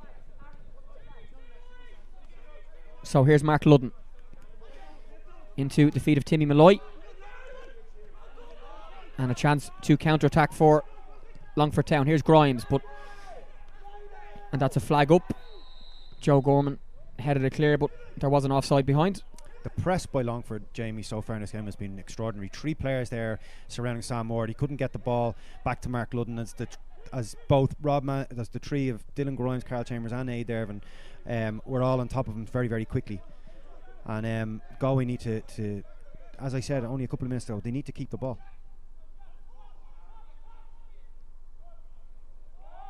And a really good touch there again by McNally, but that is a late tackle here by Aaron McNally, and a decision to be made here from the referee Mark Moynihan. It's Mikey Place that's down, and it's a yellow card for Aaron McNally. What do you think, Conan? Yeah, on first viewing of that, Jamie, I didn't like it. Even on the second viewing, I didn't like it. He kind of went in as if he had his foot raised very, very high. You have seen them given as red cards.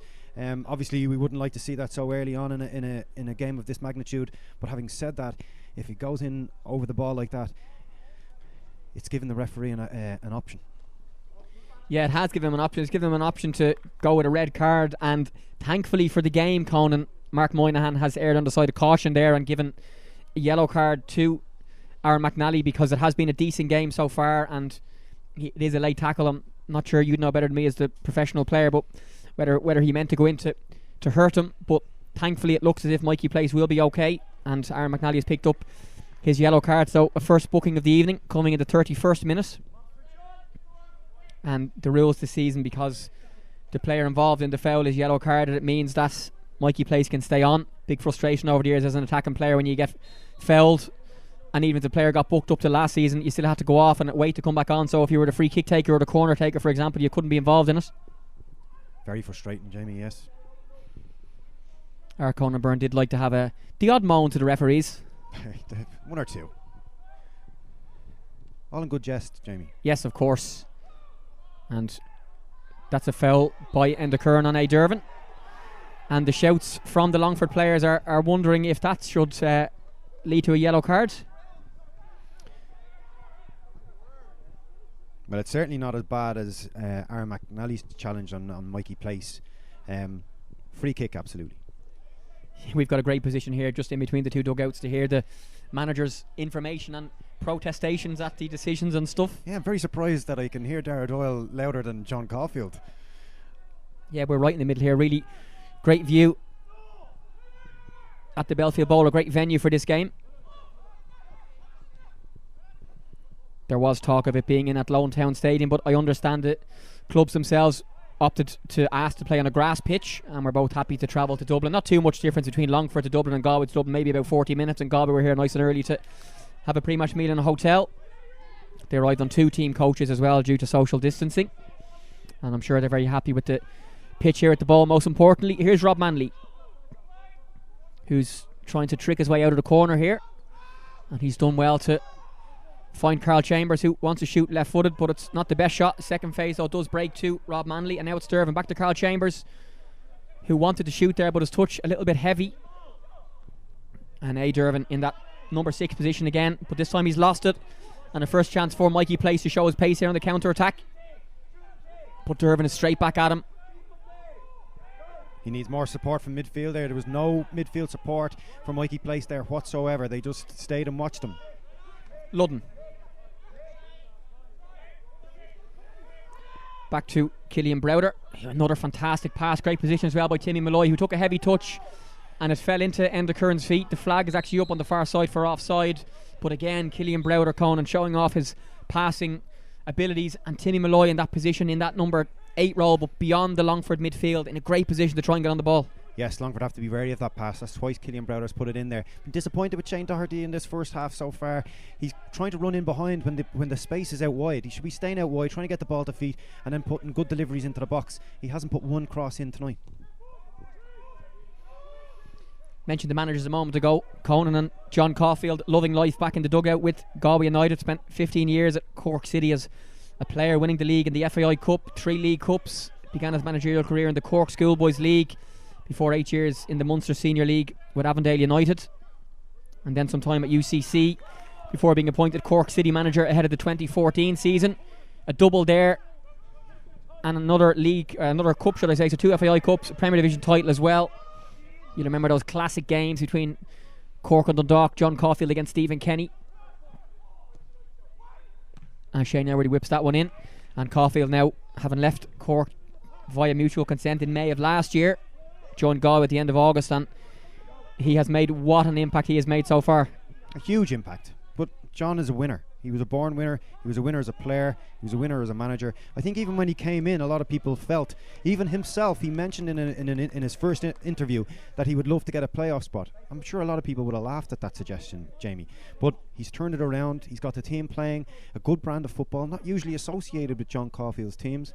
But he will be disappointed with the start they've made tonight. Galway hadn't won a match before he took over. They've won 7 in the league since. So Mark Ludden, chance here to try and give Shane Doherty a run. But one of the plus points of that Longford back 3 is the outside centre backs are in very good covering positions. If their wing back happens to be high, the centre back on that side is over. So here's Manley, Shane Elworthy on the overlap. And I don't think that was a foul. I think the officials were right on that one. I think Manley had realised he'd lost the ball and just fell over. And that one was a foul. I think that was a foul, Conan, by Carl Chambers. Just stood on the foot of Shane Duggan. Yes, I think so too, yes. They were very difficult. They were struggling to get out there. It was the only pass that Timmy Malloy could have made. They're not really looking for the ball as much as I would like to see this Galway United team. I don't know whether the occasion's getting to them or what, but they're not even calling for the ball. It's very quiet. So Maurice Nugent finds Mark Ludden, and Ludden to the feet of Shane Doherty, who wants to go 1v1 here against Elworthy, but Dean Zamber's over to help, and that looks like a goal kick.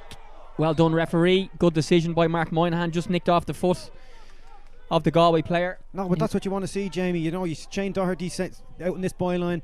He's trying to get by Shane Elworthy in a 1v1 situation, and he was unlucky enough to get a corner. It was a goal kick, but that's what you want from your wingers. You want them to be direct, to get past the fullbacks and try and get crosses into the box. Joe Gorman getting that one really deep there off Lee Desmond, or not Lee Desmond, he played for St. Pat's. We watched St. Pat's the other night in action at Tallaght Stadium. Lee Desmond was the man of the match. Lee Stacey, I made that mistake the other night as well. I called Lee Stacey Lee Desmond the other night as well, so don't know why that was. So yes, Lee Stacey, not to be confused with the St. Pat's centre back. Shane Elworthy now. Space for Dylan Grimes to combine with Carl Chambers. So much space for Longford.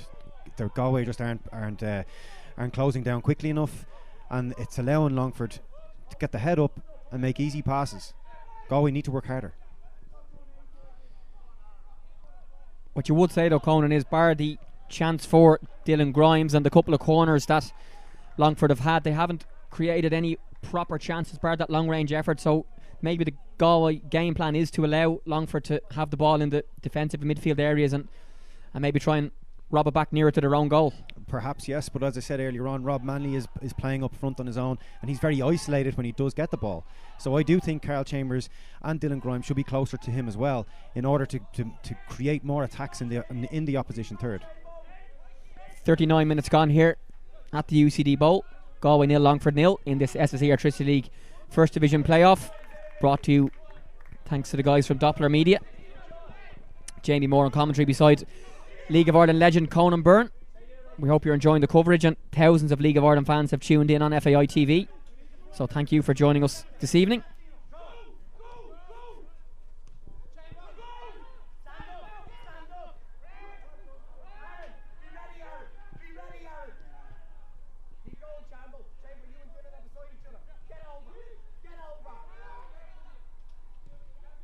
This is better from Galway, Jamie. They're just keeping the ball,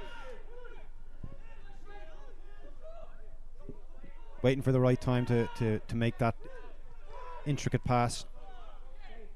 Here's Mark Ludden,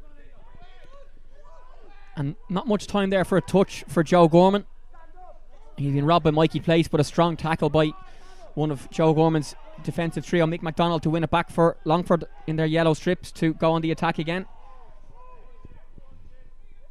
I think Dara Doyle will definitely be the happier of the two managers so far, Conan. Absolutely, yes, but as I said, they have been in the ascendancy, and it's important that when you are in that ascendancy, that you do take advantage of that and try and get a couple of goals, at least get a couple of shots on target and test Michal Schlingerman.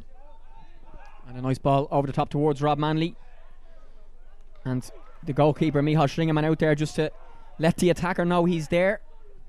I'm sure you've had a few of those in your day, Conan, where the goalkeeper catches it and just gives you a little reminder not to come near him. Absolutely, yeah, the knee up as well, the into the side.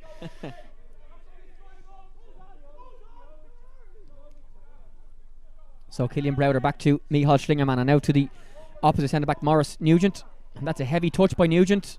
He's done well there. I was going to say got lucky, but he ended up coming out with the ball, so he has done well, and that's a nice pass to get Mark Ludden on the ball.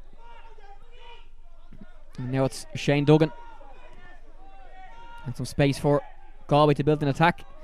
Sam Ward, who does have some options here, he's opted to go to right back Jack Lynch, and back in again to Ward. This is a decent spell of possession for Galway, who find Killian Browder, who is now going to spray it left to Mark Ludden. Longford defensive shape, Jamie, is very, very good. They can't get through, so that's why they're going side to side to try and force a gap. And they've won it back now. Yeah, it could have been a foul, I thought, there by Joe Manley, but not given. And that's up to the chest of Rob Manley, who gives it to his brother Joe. No guessing who the Manleys are up for tonight, Conan. No. Or the Horgans at Galway too. Yes, indeed. Although last season Joe was playing for Longford and Rob was playing for Cabinteely in the playoffs. They were playing against each other in the division last year. One centre back, one striker. So thankfully for this season for Mummy and Daddy Manley, their boys are on the same team. On the same team, exactly.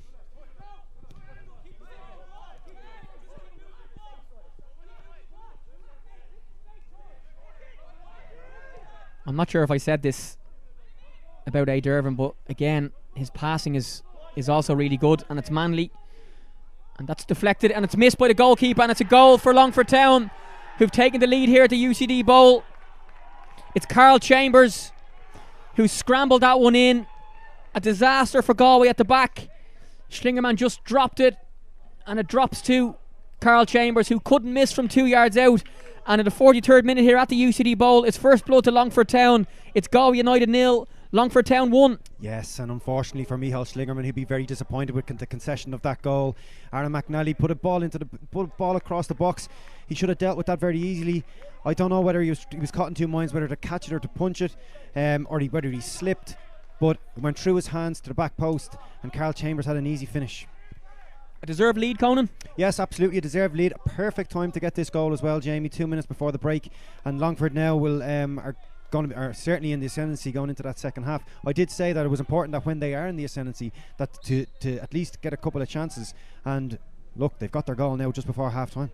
Yeah, nice build-up play as well, A. Dervin into Rob Manley, who managed to get it wide to Aaron McNally, and the cross led to the mistake from Schlingerman, and the finish from Carl Chambers. And Longford try and go on the attack again. In what ways, Conan, does a late goal in a half like that, a lead goal in a game as big as this, change half-time for the managers and both teams heading up the steps and into the dressing rooms now in about 90 seconds? Look, it just gives you that big boost of confidence, I suppose, when you're going in. It might have been just 0-0, or might have had the ball a lot of the time. And that is a late tackle. It's Joe Manley that's down. And the first bit of verbals between the two dugouts, it was a foul by Mikey Place. Is it Joe Gorman down? In fact, yeah, it is. It's Joe Gorman down. And that's a yellow card for Mikey Place. The Galway bench don't necessarily agree with that one. And the first roars between the coaches in both dugouts saying, in a nice way possible, Conor, to stop shouting, please, lads. Yeah, like in fairness, the Longford dugout is shouting a lot more than the Galway one, and it's for at every call imaginable. Now look, if it gets you, if it puts you, makes the players on the pitch get a bit more animated as well, it's important, but they're calling for everything, whereas John Caulfield and Galway are a lot quieter. Yeah, and now a discussion between one of the Galway coaches, Colin Fortune, and Neil Doyle, the fourth official. But a big chance here. It's Dylan Grimes. Rob Manley was offside, I think, Conan. I think he wanted to take it to shoot, but he thought he was offside and he left it for Grimes, who just had fallen over as the out-of-time board goes up for 1 minute here at the Bowl. He had the opportunity to shoot a bit sooner. He did marvellous to get space for his shot, and then he took it another little bit more further into the box when he didn't really need to. And Schlingerman does better on that one.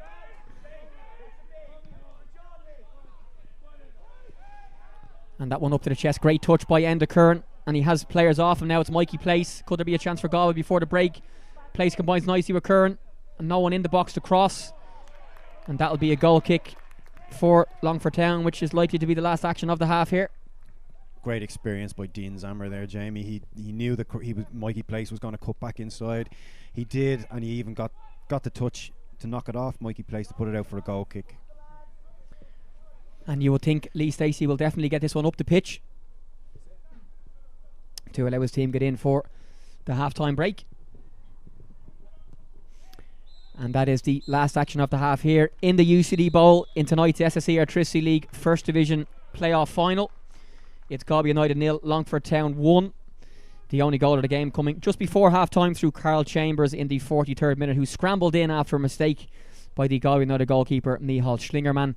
And the other chance in the half for Longford came to Dylan Grimes, who hit the angle of post and crossbar in the 15th minute with a great strike, and one that definitely had beaten Schlingerman. So, Conan, overall thoughts on the first half that has Longford in the lead? Yes, I think it's a fully deserved lead. I thought they've been very, very good. Dylan Grimes' strike off the underside of the bar early on was a sign of what was to come in terms of Longford's dominance. I thought A. Dervin and Dean Zambra have dominated the midfield, the midfield battle, and Galway really need to up their game. What I would say about Galway is that they're prone to goals in the second half, especially in the last 10 minutes. So Longford will be wanting to score another one early on in the second half to go clear of Galway. Yeah, and some really good options on the bench for John Caulfield as well. The likes of the experienced Vinny Farty, Wilson Wairu, who has scored a couple of really important late goals this season. Carlton Ibuzunu, who we weren't sure was going to be fit for this game, he's also on the bench, so he's Galway's joint top scorer himself. Enda Curran and Mikey Place have 4 goals each. Wilson Wairu has 3, and they of course have the threat of Mark Ludden's long throw in as well. So, lots to play for Galway in the second half. And you mentioned, Conan, about the late goals that Galway have scored this season, and certainly they'll believe that they can go and get something from this game. From Longford's point of view, for Dara Doyle, he's got to be happy with how his team has played, but I'm sure they'll want to go and try and get the second, as opposed to going to defend now for 45 minutes and inviting Galway onto them, because I don't think Lee Stacey has had to make a proper save in that half. I don't think Lee has had to do anything. The only thing he had to do was kick a ball out that he made a mess of. That was the only thing that Lee had to do in the whole game. John will be going in there now at half time, and he'll have to G up his players because they haven't performed for him in that first half. They do have players on the bench, the likes of Conor Barry, who I think is a wonderful talent. Bring him on, bit of creativity. But as you say, the likes of Carlton Ubizono and Walter Guerrero, Vinny Farty as well when he comes on. These are good players that can score goals, and I think Galway do have a stronger bench than their opposite numbers in Longford, and it's going to be an intriguing second half. We'll be back for the second half, folks, in about 10 minutes.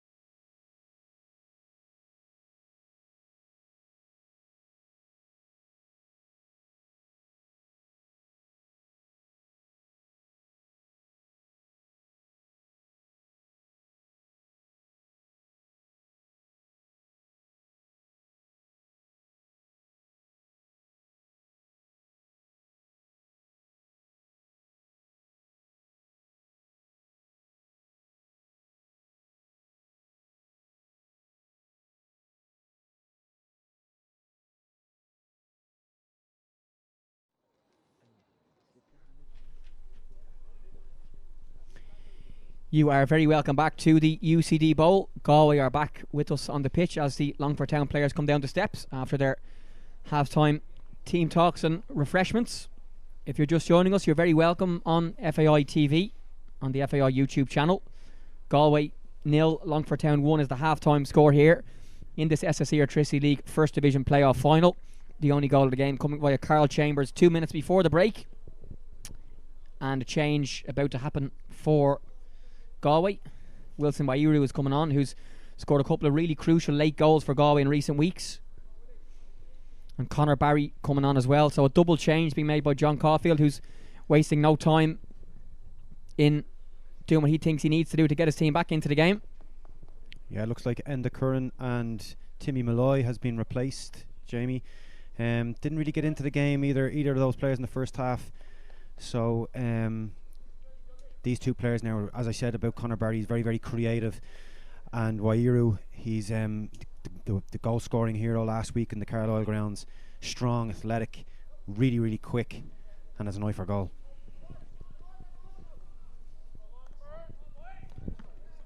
So interesting to see the two super subs coming on at half time. And of course, we mentioned this in a couple of our commentaries recently that due to COVID-19, the managers are allowed to make 5 substitutions in 3 different blocks in these games. So John Caulfield still has 2 more opportunities to make 3 more substitutions, if that makes sense.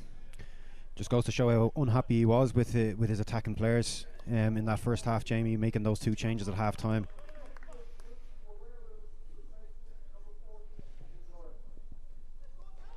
We've had thousands of League of Ireland fans watching our FAI TV live stream in the first half, so thanks again for joining us. It's Jamie Moore and Conan Byrne here.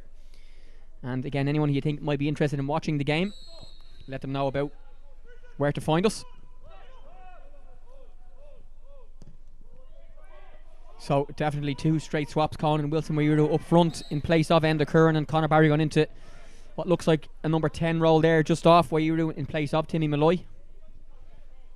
Yeah, Mikey Place has gone over to the left-hand side as well. And Shane Doherty come to the right, so the 2 wingers have swapped sides. Longford are going to have to be vigilant in this 15 minutes of this first half, Jamie. Galway are going to come out all guns blazing, so Longford will have to be in control, keep the passing short and breaking the counter. So it'll be Dean Zamber to clip this free kick into the box, and it's found its way all the way to the back post. Looked like a possible foul by Longford, but the referee has allowed play to continue, and it's Mikey Place who's racing away here. And he is on a yellow card, Conan. Yeah, Mikey Place is on a booking here. Yeah, it was never. Look, it was only he ran across his path. It was never the yellow card. He's running away from his own goal. It was never a second booking. But you can always call for it, Jamie. If Mikey makes another silly foul, it could easily be a second yellow for him then. Yes, and he's thankful that the referee opted not to book him there. Put a chance for Longford to put this one into the box, which looks like it's exactly what they're going to do. It's Dean Zambra on the far side in front of the main stand here who plays that one into the box, and it will break to Joe Gorman, who scored those 2 headers last week. And judging by that shot, Conan as a centre back, he's definitely better with the headers in the box than the attempted left-footed half volleys. Yes, absolutely. He snatched at that one when he probably should have just recycled it, got the ball down and played it out to his fullback.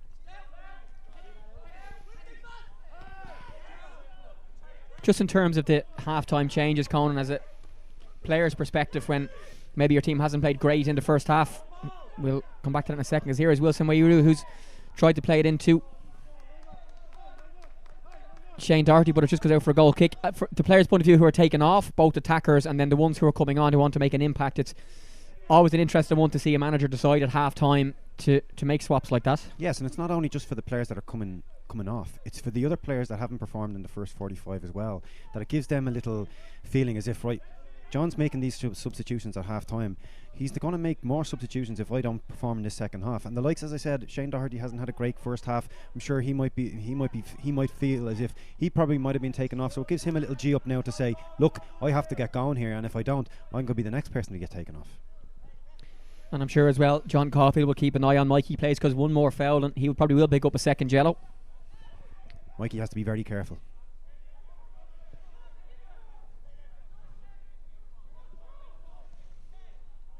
Galway actually have the second worst discipline in the league this season. Only Cabinteely worse than them. And Longford the best discipline, Conan. They're the good boys of the league. The least yellow cards and the least red cards across the season.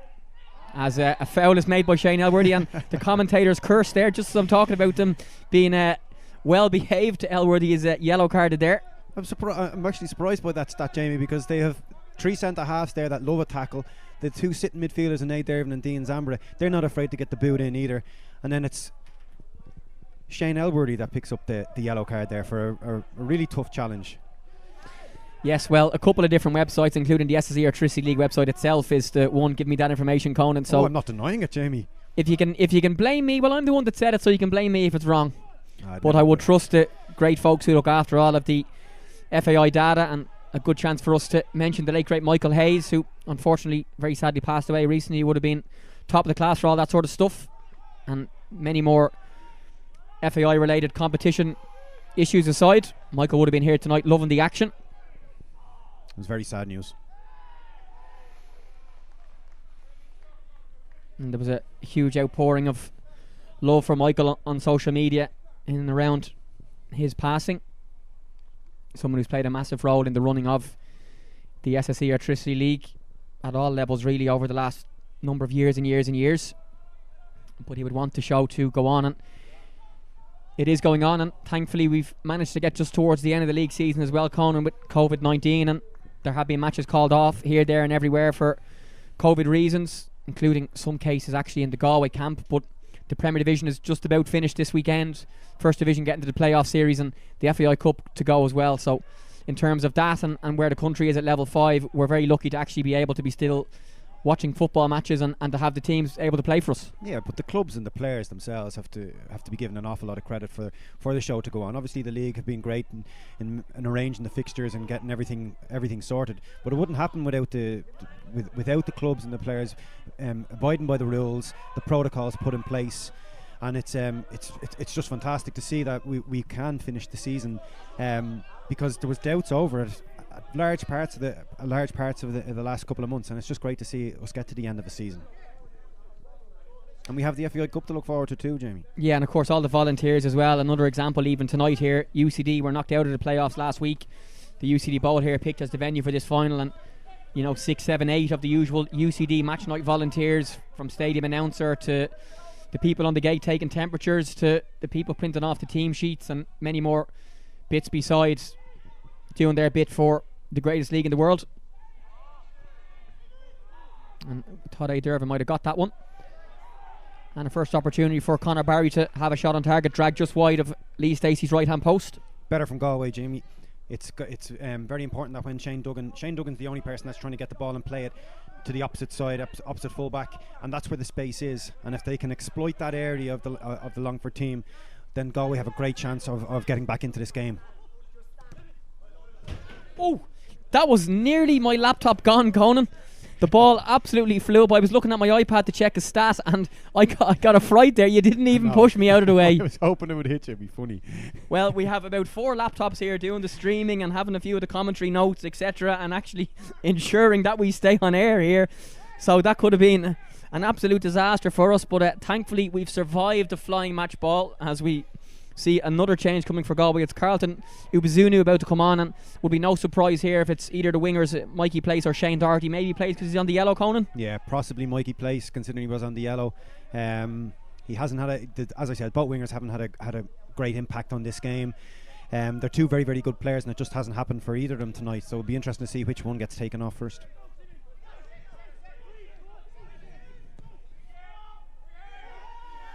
I got a big fright there. You did get a big fright. It's one of those moments when you're not looking for a quick second and a ball is just flying towards you.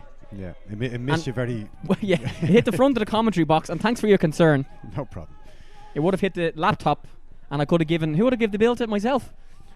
Have I got that in the commentary contract if the equipment gets broken by the ball? You'll know to put it in next time.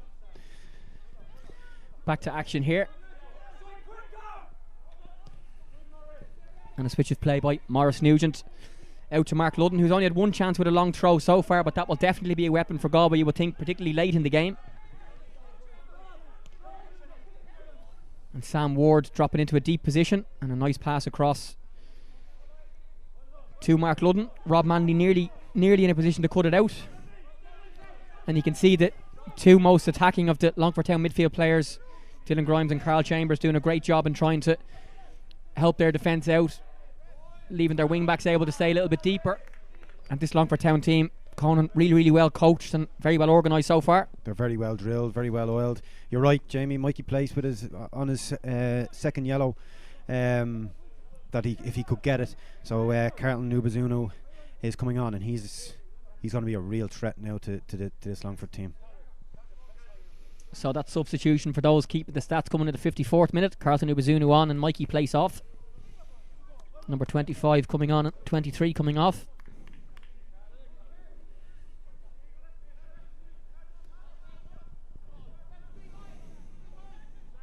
So Galway have made 3 subs. They can make 2 more, but they can only do it on 1 occasion. If that makes sense to people watching and listening, hopefully it does with the new rules for the league this season.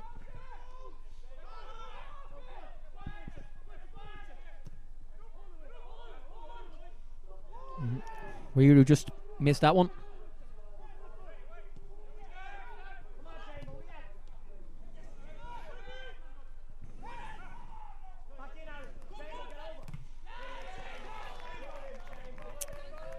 Longford finished 3rd in the first division last time out, 51 points. They got level with Drogheda in second at 9 points behind the eventual winners, Shelburne, who Conan was playing for. They were knocked out of the first hurdle of the playoffs by Cavan Teely on away goals last year. They won the first division back in 2014, finished 6th in the Premier Division before relegation at the end of the 2016 season, finishing bottom. So this is actually their 4th season back in the first division, and they're really hoping to try and make this playoff final and make it back to the top table of Irish football for 2021.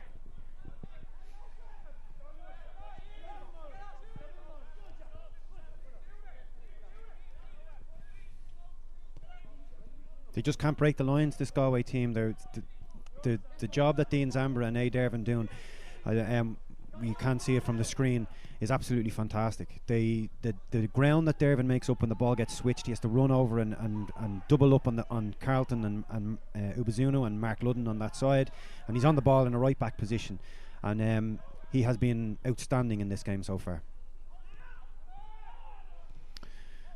We have an injury as well, Jamie. Carl Chambers has just dropped down into the middle of the pitch here. Nobody near him. Here's Rob Manley. And a nice pass. Oh, just over the crossbar by Aaron McNally. We spoke earlier, Conan, about his ability on both left foot and right foot. He's playing at left wing back tonight. He's in that inside position there, and he definitely would have wanted to hit the target there. We just seen on the replay, Rob Manley does brilliantly. Possibly Jack Lynch a little bit narrow, and it's actually ended up miles over the crossbar. A bad miss. A wonderful opportunity for Longford to double their lead, Jamie. It was just Rob Manley done absolutely terrific, going dribbling across the box, saw the space that Aaron was in, laid it across, threw him perfectly into his path. Has got to hit the target. I've just been informed that the half-time substitutions don't count in the 3 occasions for substitutions, Conan, so Galway can actually still do their last 2 subs across 2 occasions if they want.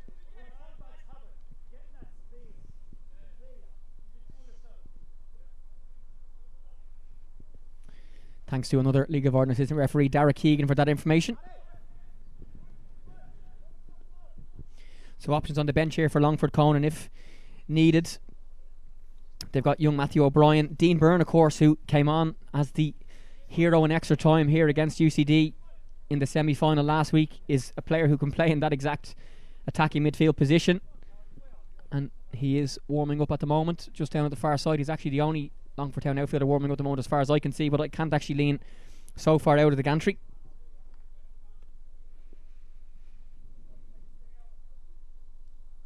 But thankfully it looks as if Carl Chambers will be able to continue. The Longford Town goal scorer tonight.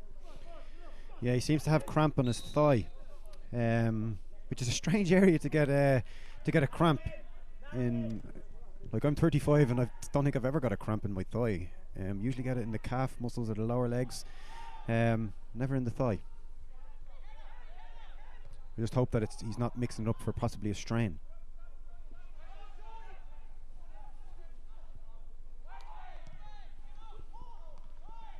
Great touch by Dylan Grimes, who's tried to play it back to Shane Elworthy. Wonderful bit of skill again from Dylan Grimes. He's got great little technical ability. It's just his final ball and his final bit of... And more screams for yellow cards. Shane Duggan, the Galway captain, is the one involved in that one, and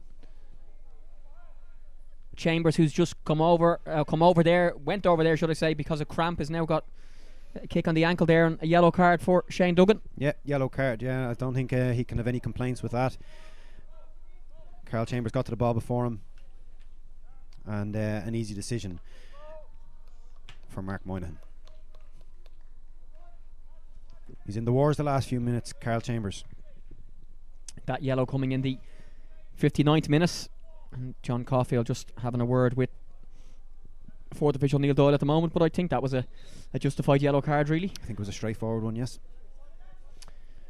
So a chance for Joe Gorman to play that one, but it's gone very, very long and doesn't give Aaron McNally any chance at all to catch that one. Unless he had a motorbike, he wouldn't. Even Conan Byrne in his 20s wouldn't have caught that one. I think his positioning could have been better, though. I think it was a great ball by Joe Gorman, but Aaron could have been higher up the pitch. And that's a clearance by Lee Stacey that's turned into a great pass for Aaron McNally. I can't believe how quiet a night Lee Stacey has had so far, Conan. We're 60 minutes into a First Division playoff final, and he hasn't actually had any type of save at all to make as his team go on the attack again. It's A. Dervin, but he just drags that shot wide. Yeah, John will be very disappointed about that stat. He, as a striker himself, he'd be raging that he hasn't worked, or his team haven't worked the opposition goalkeeper at all. And it's Conor Barry's strike there, 5 or 6 minutes into the second half, which went well wide, was their only shot on goal in the whole game. It's Gorman who heads that one forward. So into the final 30 minutes here at the UCD Bowl.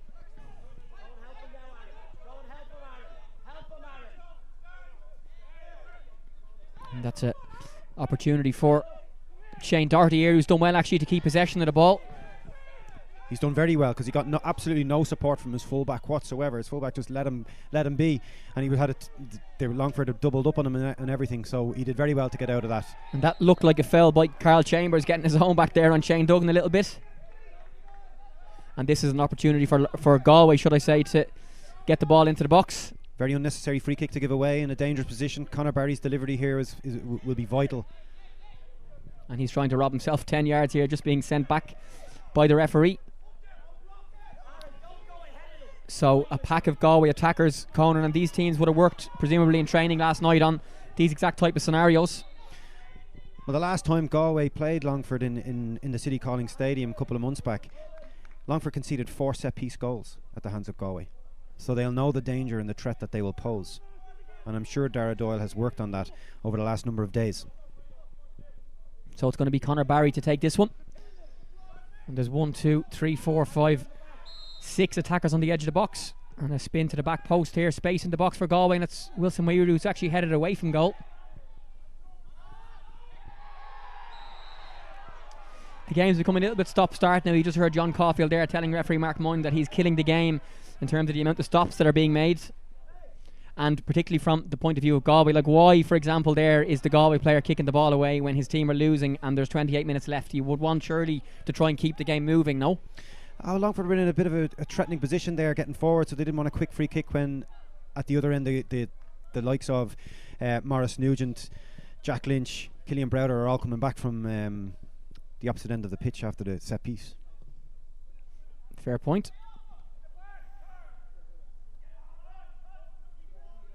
And a chance for Shane Duggan to tidy things up here. Plays it to his right back, Jack Lynch, back to Maurice Nugent, who's just skied that clearance. And the two captains, Duggan and Zambra, competing fairly for that one. Second ball has broken to Aaron McNally, who gets the better of Jack Lynch. McNally with a chance now to cross it, and Jack Lynch has done fantastically well to get back there and win his team the goal kick. I thought that was a foul. I really thought that was a foul, Jamie. I think Aaron got the better of him, and Jack last-ditch defending, but look, he got the goal kick out of it as well. You can really just feel the tension here right between the dugouts rising. A 1-0 game, it's so close and there's so much on the match. McDonald does well there, and Elworthy will complete that clearance up towards Rob Manley, who's worked really hard tonight. And another foul, this time by Killian Browder. Such a silly foul to make when there's no reason to make it. The ball was gone. Colin Fortune, the Galway assistant manager, getting the message on that he wants the team to start playing a bit more, because again, we'll make the point, Lee Stacey out of shot at the moment is having an easier night than he probably could have dreamed of last night. He's been out of shot all night. So it'll be the Longford Town captain Dean Zambra to take this, and it's a good angle for a free kick just about 8 or 10 yards inside the Galway half, and a chance for Messrs Gormley, Gorman and MacDonald to go forward. And it is Joe Manley to head that one, but easy for Michal Schlingerman.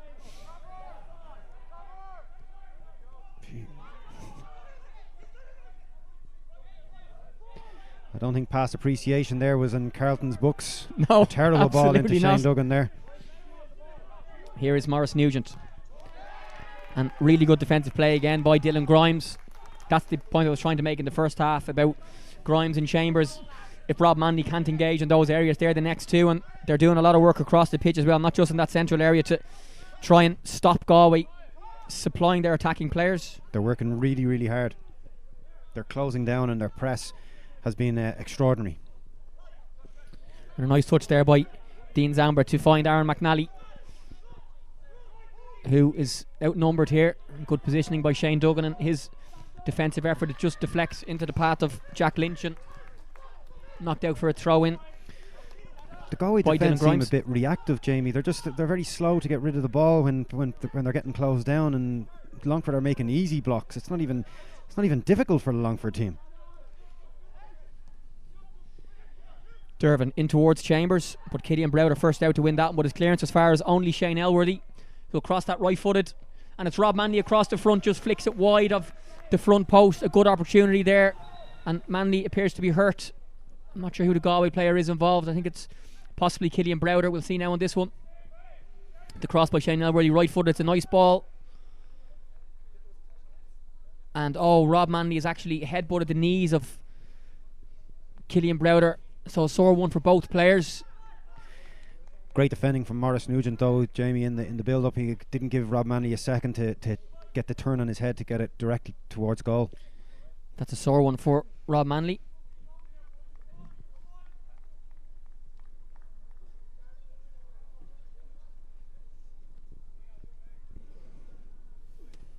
As the players get a chance to have a quick drink and have a chat with their coaching staff. Nice view there of the Longford Town dugout, and the manager Dara will keep warm in his customary red Longford woolly hat.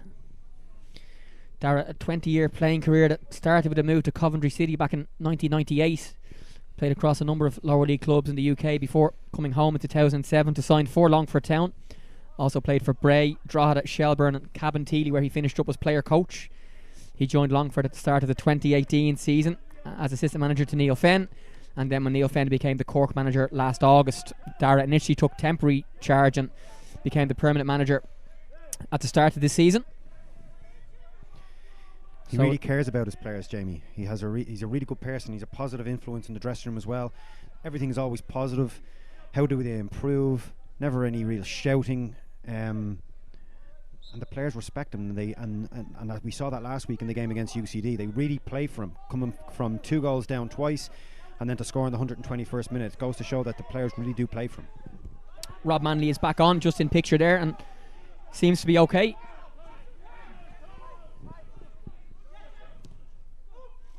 And a chance for Wilson Weiroo to chase that one,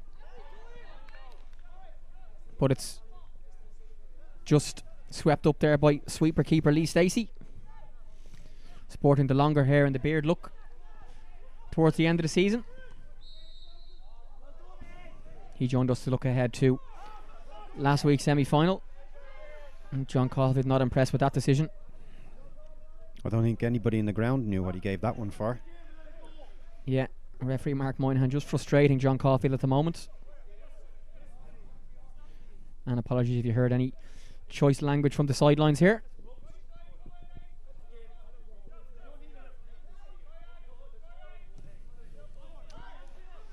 So Joe Gorman into Dylan Grimes, who wants to come in here in his right foot, and it's just a short pass though, robbed by Conor Barry, and a chance for Galway to counter-attack, but it's a poor pass and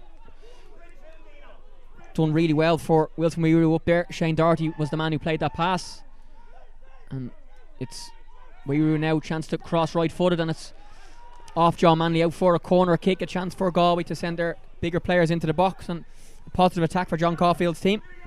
Much better from Galway. Got down the wing, got a and there's an end product on it. It's a corner kick for Galway. Only your second of the game, is it, Jamie? Yep, it sure is, at least by my counting. Well, they need a better delivery than the first one, and Shane Duggan here needs to have. So Shane Duggan left-footed towards the back post where there is space, but it's actually flicked away by John Manley, the man that gave away the corner kick, is the man who's there to flick it away. And it's A. Dervin, the highest player, who's going to chase this one down. And that's an interesting back pass by Sam Ward, but well tidied up by Schlingerman to Maurice Nugent. And now it's Mark Ludden with a nice left-footed pass, trying to find Weiroo's feet, but cut out by Mick MacDonald, who volleys that one right to the back of the main stand here at the Bowl as the mist starts to descend.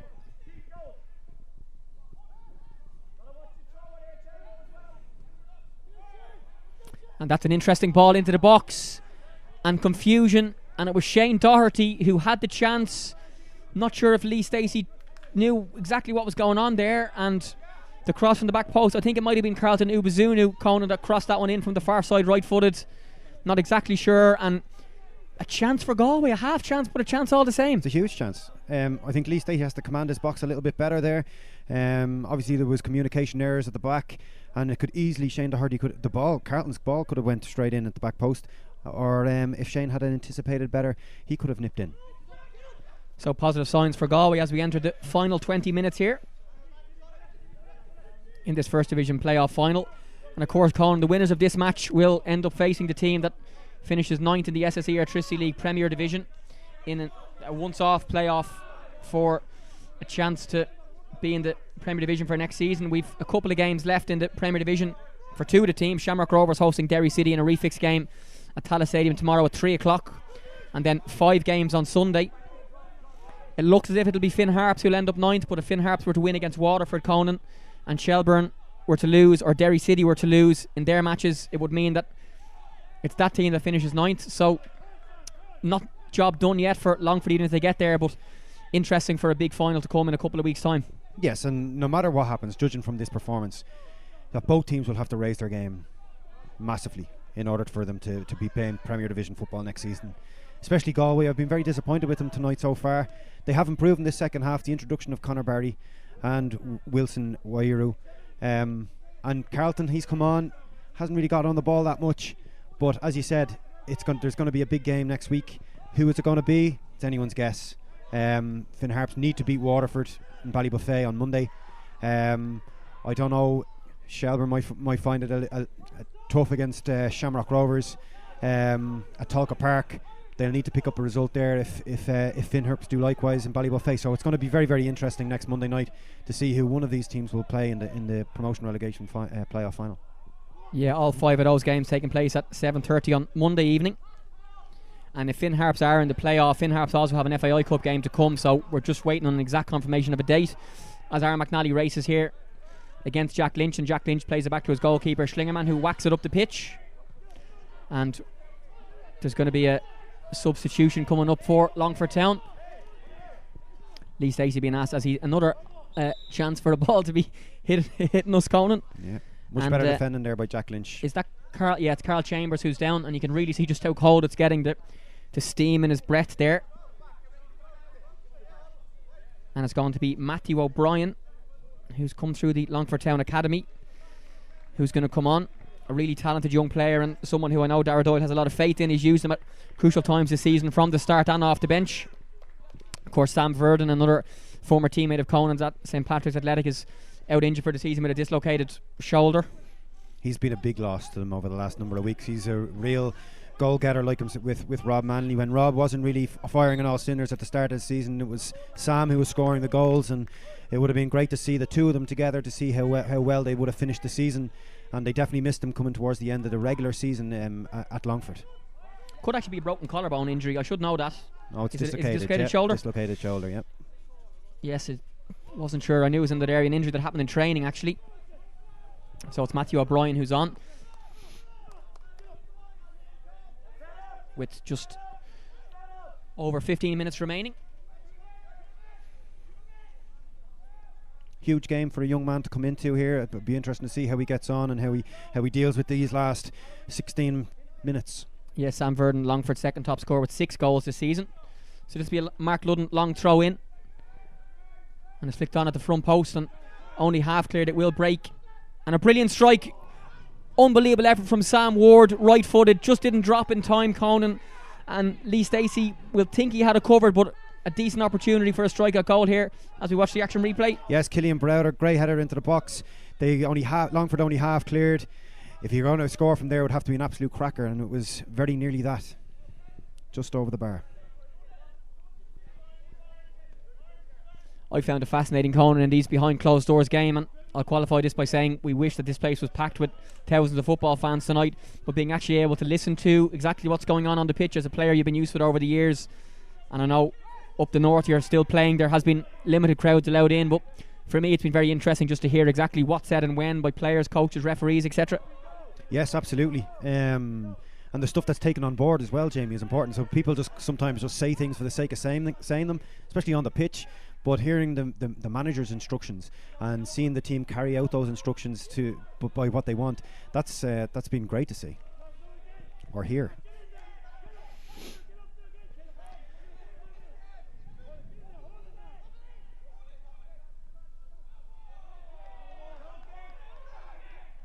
That will be a goal kick despite Galway looking for a corner.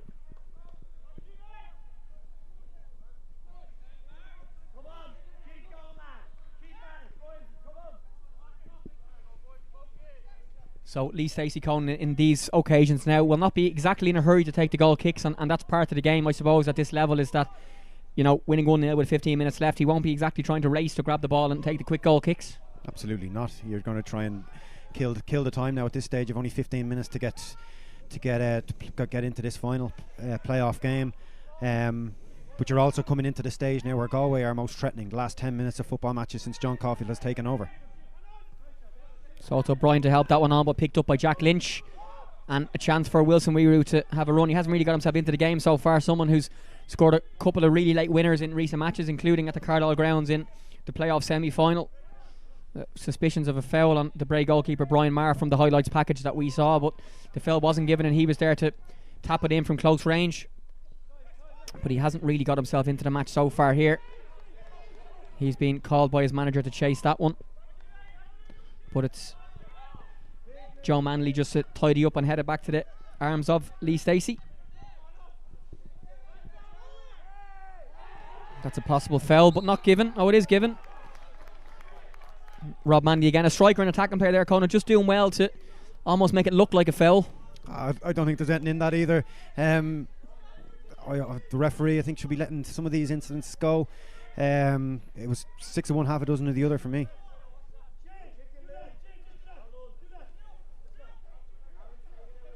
Great opportunity now if Dean Zamber puts in a good delivery here. Yeah, Dean Zamber, right-footed. And he's tried to just drop that over the top, and it was Joe Gorman actually that got that header, the 2-goal hero from the UCD match last week. Wasn't able to get as good a connection on that. And a quick throw in by Schlingerman to find Jack Lynch into Shane Duggan. And back to Killian Browder. Longford doing what we said that Galway were doing in the first half, Conan, just dropping in a little bit deep now. Yes, absolutely. The two lads have been, as I said, they've been absolutely excellent all game at this. So Shane Duggan, sorry Conan, I thought he was going to shoot there. He has shot, but it's easily into the arms of Lee Stacey as Galway prepare to bring on Francili Lombato, who's just doing his last preparations in front of us here. Another strong, quick, agile player that John can bring on here for the last 10 minutes. Interesting, we haven't seen Vinny Faherty just yet, a really experienced League of Ireland player and goal scorer for a number of clubs over the years. And you would think an advantage could have been played there. Definitely should have been played there, actually. He's got to let that go. Yeah, Mark Ludden and A. Dervin is going to pick up a yellow here, is he? No, he's allowing the substitution to happen. So yeah, an example there of a referee definitely not playing advantage when he should have.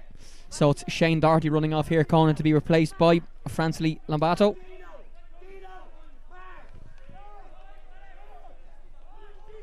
What an opportunity to come and make a name for yourself for Galway now at this stage. Huge opportunity for some of these players. So this will be put into the box. Lambato definitely adds more height to the Galway attack on these scenarios.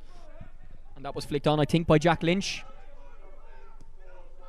But it'll be cleared, and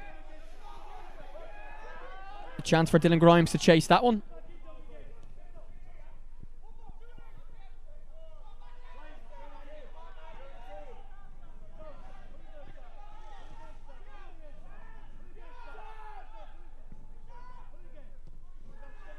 Here is Jack Lynch.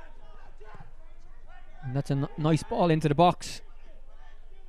It's Wilson Wairu, and it's Carlton Ubazunu who picks up the second ball. Into Wairu again. He's found Shane Duggan on the edge of the box. Duggan left-footed. Straight at Lee Stacey, though. A good opportunity on the edge of the box for Shane Duggan. Better from Galway. Carlton Ubazunu just did a lovely little pass into Wilson Wairu, and he laid it into the path of Shane Duggan, and instead of putting his foot through it, he probably did the right thing in trying to place it with this zippy surface, but unfortunately didn't get the right connection on it, and it went straight to into Lee Stacey's arms. Lambato was just kicked that one out of play.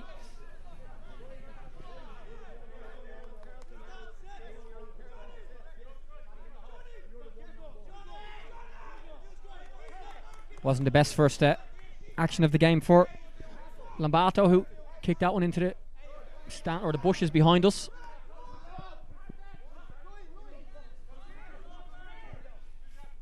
So McNally throws that one in, and it'll be played behind. You would want, where you were there, maybe to be a little bit more on the front foot to be aware of opportunities to run behind. He's playing against someone in Joe Gorman who's experienced in the middle of that back three.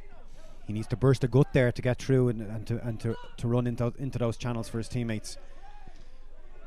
It's a definite front three now almost for the rest of this game, you would expect, with Lambato on the right, Wairu up the middle, and Ubazunu on the left. But Longford do have that back three, Conan, and we would expect towards the end of this game it might even become a back five. Grimes. Chance for A. Dervin here, right footed, 25 yards out. A. Dervin, it's 2-0 to Longford Town. The hometown boy has scored a crucial goal, which will likely send his team into the playoff final in the 81st minute. Broke him on the edge of the box, 25 yards out. Touch, finish off the wet surface, Conan. What a strike from the hometown boy to put his team 2-0 up. The best player on the pitch has settled this game by the looks of things. I actually think you're being harsh on him. He's actually more than 25 yards out. It's 30 yards, and it's a fantastic strike. Kept it low, kept it hard, bounced up off the surface. Michal Slingerman didn't have a chance. Longford lead 2-0, 9 minutes to go. What a wonderful opportunity now for Longford to win this game. Yeah, great finish by A. Dervin, and you can really see how much it means to him.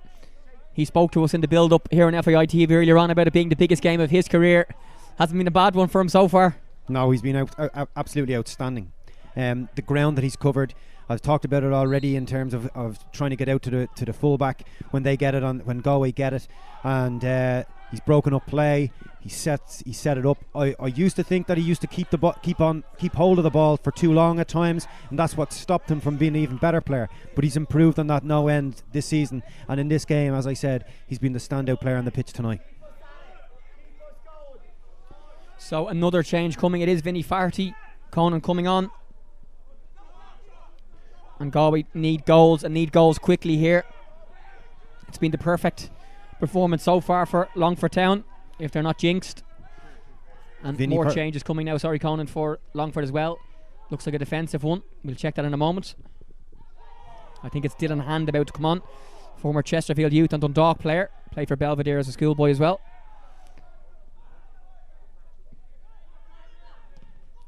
And that might deflect toward Wairu. It does. Wilson Wairu's dropped it down, and it's just into the hands of Lee Stacey. It was Ubazunu with the initial shot cross, and again you would say Galway needing goals with 7 minutes left should be making more of that one. He's got to be doing better in that situation. Wairu comes to the back post, even if he just gets enough on it to put it back across the goal, but he didn't. It just hit off his head, and it was an easy pick-up for Lee Stacey in the goal.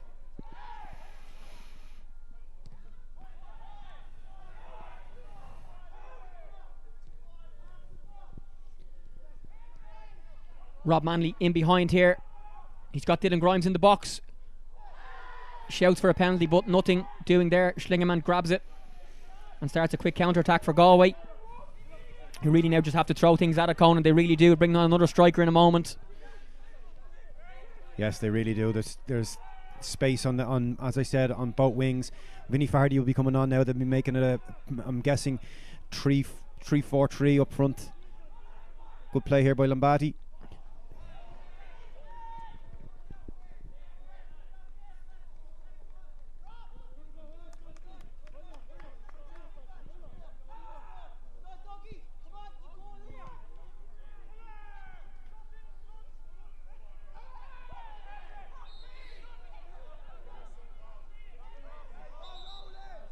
Substitutions being made now, Jamie.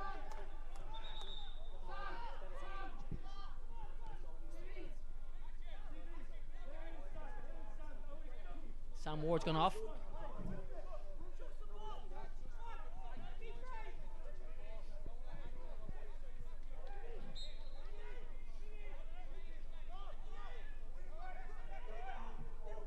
So Niall Barnes and Dylan Hand will come on for Longford Town in just a second. Barnes took the throw in that led to the winning goal against UCD. Manley here, a chance to go 1v1, but just a heavy touch, and Rob Manley has worked so hard tonight. I wouldn't be surprised if he's one of the two to come off. So that change for Galway there. Sam Ward replaced by Vinnie Farty. And the first change coming up now for Longford Town. They have number 27 up on the board, Conan, but I don't see a number 27 playing for Longford. Do you? I don't. So that's another few seconds wasted for Longford. So Aaron it's 21. McNally. Aaron McNally, who's at left wing back, is being replaced by Niall Barnes. And here comes Dylan Hann now, who could have been involved in Dundalk's Europa League campaign this season, but opted to go and get some football in the first division. He's been in the team a lot for Longford. Just lost his place in the last couple of weeks to Joe Gorman. And he's coming on to replace Dylan Grimes. He's a wonderful centre half. He's just a Rolls Royce of a player, ball playing player that just loves to play out from the back. But tonight now, the last couple of minutes of this game, he'll need to be putting in a good hard defensive duty.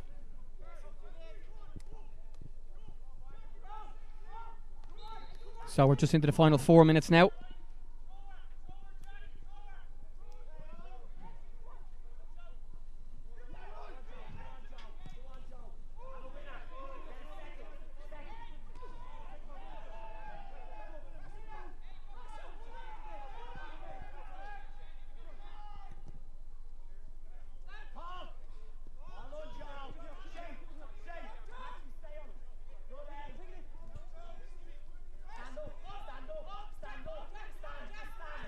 So just 3.5 minutes left here.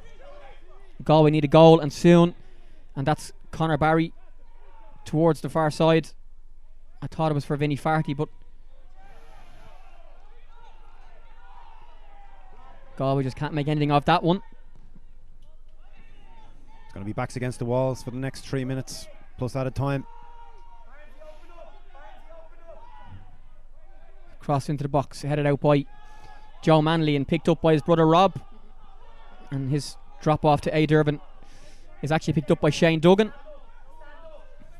He finds Jack Lynch, and Lynch's cross blocked out by Niall Barnes. So it's actually a back six now for Longford. Conan, they've got the back three that we're playing plus Dylan Hand, and they've got Shane Elworthy and Niall Barnes. So a real defensive change by Darragh Dubby. You wouldn't blame him given how big this game is and just how long is left on the clock.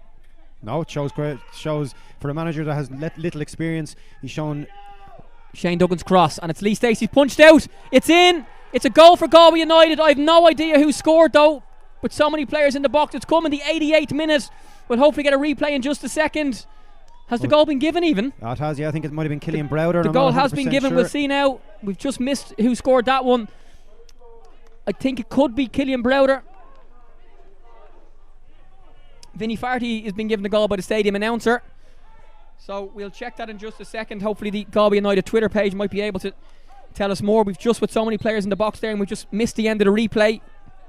But either way, Conan, it gives Galway a big chance here. I said before the match to you that I thought this might go all the way to extra time and penalties, and Galway have given themselves a chance with 2 minutes of normal time plus at least 4 minutes of injury time to go. Incredible, absolutely incredible. We talked about Galway's late heroics, and could they do another one tonight? Not sure what Longford were trying to do there in clearness. Lee Stacey's punch just seemed to hit off a Galway player and go straight in. Yeah, that's what it was. Lee Stacey just punched it, came off. But I think it was Killian Browder. I'm not 100% sure, and ended up in the back of the net. Yeah, the Galway Twitter page, we're just trying to double check for you. But either way, if you're a Galway United fan, your team have a chance here.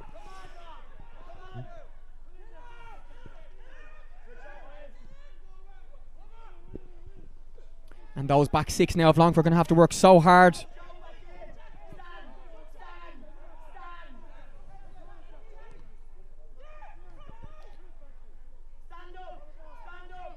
Dara Dawes screaming to his team to stand up there. It'll be crossed by Jack Lynch, but cleared by Dean Zambra. And you can see John Caulfield there will definitely want to hurry up the throw in.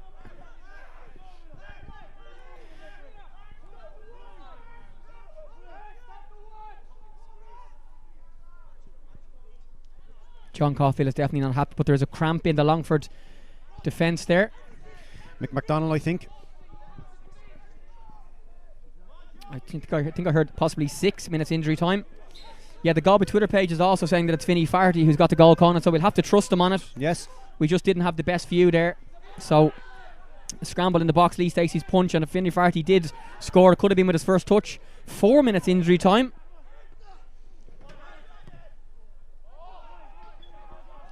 Is there one last chance or two last chances for Galway United? It's Mark Ludden to play it forward. And that header just miscued. But it will be cleared by Mick MacDonald up to Rob Manley, who's chested it down to Matthew O'Brien. That's what you need your centre forward to do in situations like this. Hold the ball up. He's going to have to chase that one though. Dean Zambra's pass.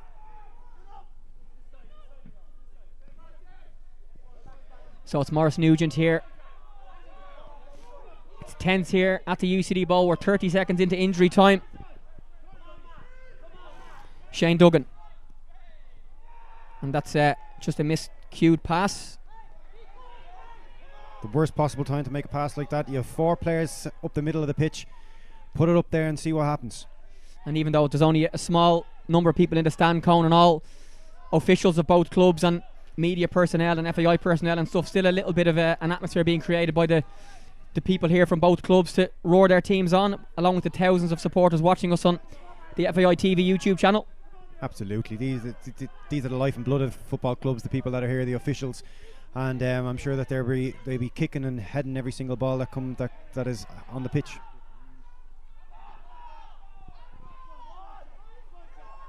We're 90 seconds into the 4 minutes of injury time added, so still 2.5 minutes for Galway United. And that's headed on by Jack Lynch. Lombato with the cross. And it's gone for a goal kick. That would have been interesting had it went for a corner. Galway could have got everybody up. And now Lee Stacey has a choice of footballs with a few ball boys there. He has it now. He does have it now.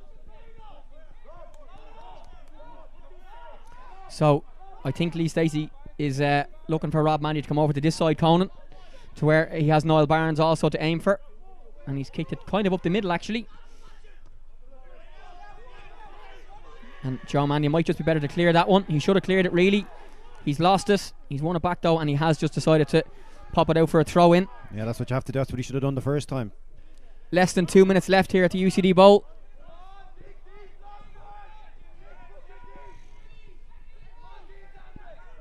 As a chance for Mark Ludden, who's come over to this side corner to throw this long throw into the box. And again, not as far as he normally gets it. Second ball will break to the edge of the box. And it's Ludden that has to sprint We've got 90 seconds left here at the UCD Bowl in tonight's playoff. Galway 1, Longford 2. Poor ball by Ludden. And is there a chance for Longford to seal it? I think Durban actually had a shot there. Everybody forward now for Galway. Every single player, bar one, is right up the pitch. Conor Barry's their deepest player, and he's an attacking midfielder. It's make or break now. It's season-defining stuff. It's panic there stations is now. 1 minute left. Yes, Galway are panicking on the ball when there's a great opportunity for them to get the ball in. They're swiping at the cross, and it's just not even beating the first man. Very, very easy for Longford to defend. So 40 seconds left of the 4 minutes indicated by the match officials. One last chance possibly for Galway, but it's a poor pass by Jack Lynch, and John Coffin nearly tackled there by Joe Manley. Longford fighting for their first division promotion hopes here.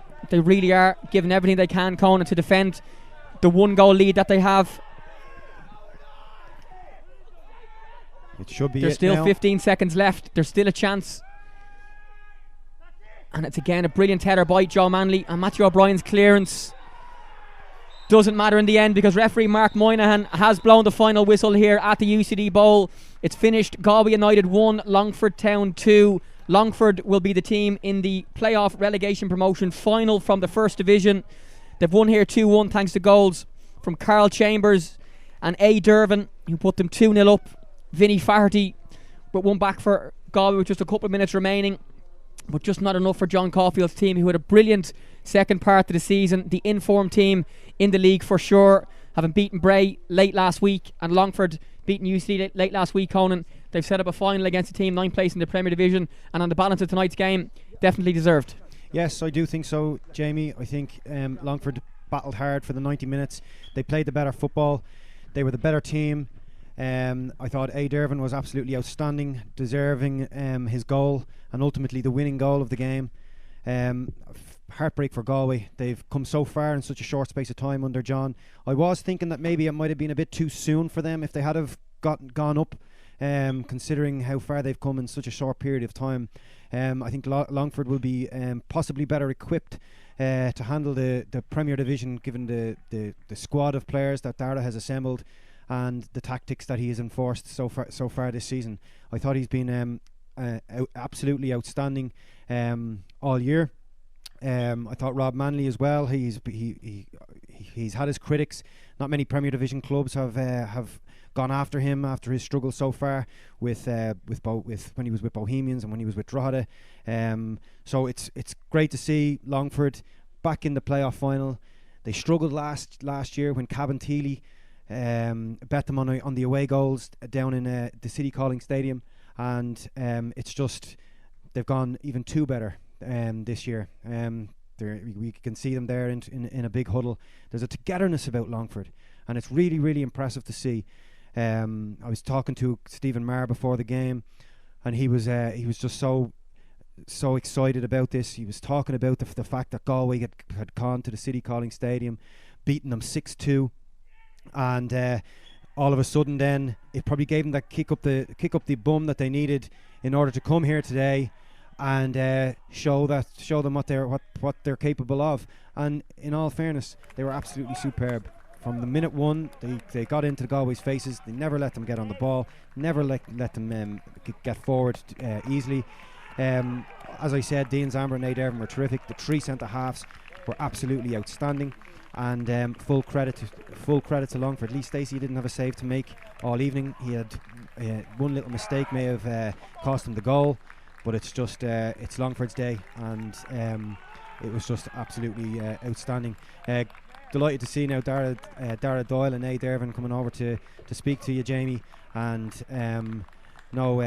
looking forward to these chats.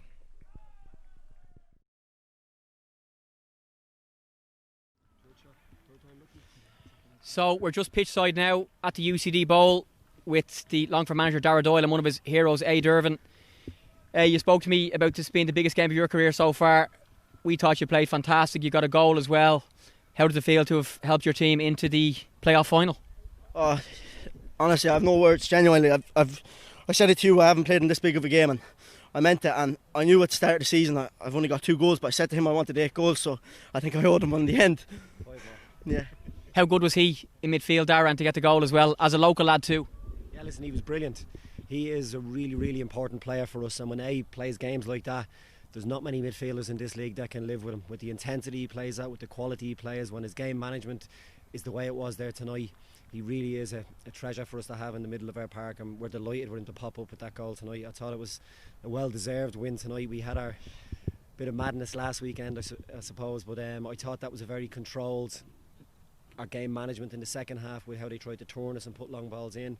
Albeit they got one, I thought we dealt with it very well, and I thought we were well worth going on to the next stage. So delighted with the rest of the team, and we've really shown over the last 2 games the strength of our group. We've used different substitutes today than possibly we did last weekend. We had a hero last week, Dean Byrne, that possibly the way the game sort of went in the second half, it wasn't something that possibly would have suited him as such, and you're seeing the other lads that came in and done very well. So we're delighted to get into the next game now, and I suppose we'll be keeping an eye on what happens in the final game of the Premier Division to see who we are, but we'll be ready for whatever happens. I'm delighted with the lads, the performance and how we're doing, and to bring the season in for yet another week or whenever it might be. With we see the amount of games we're scheduled, we'll see, but what we will have is another intense week of preparing, performing, training and being ready for another game.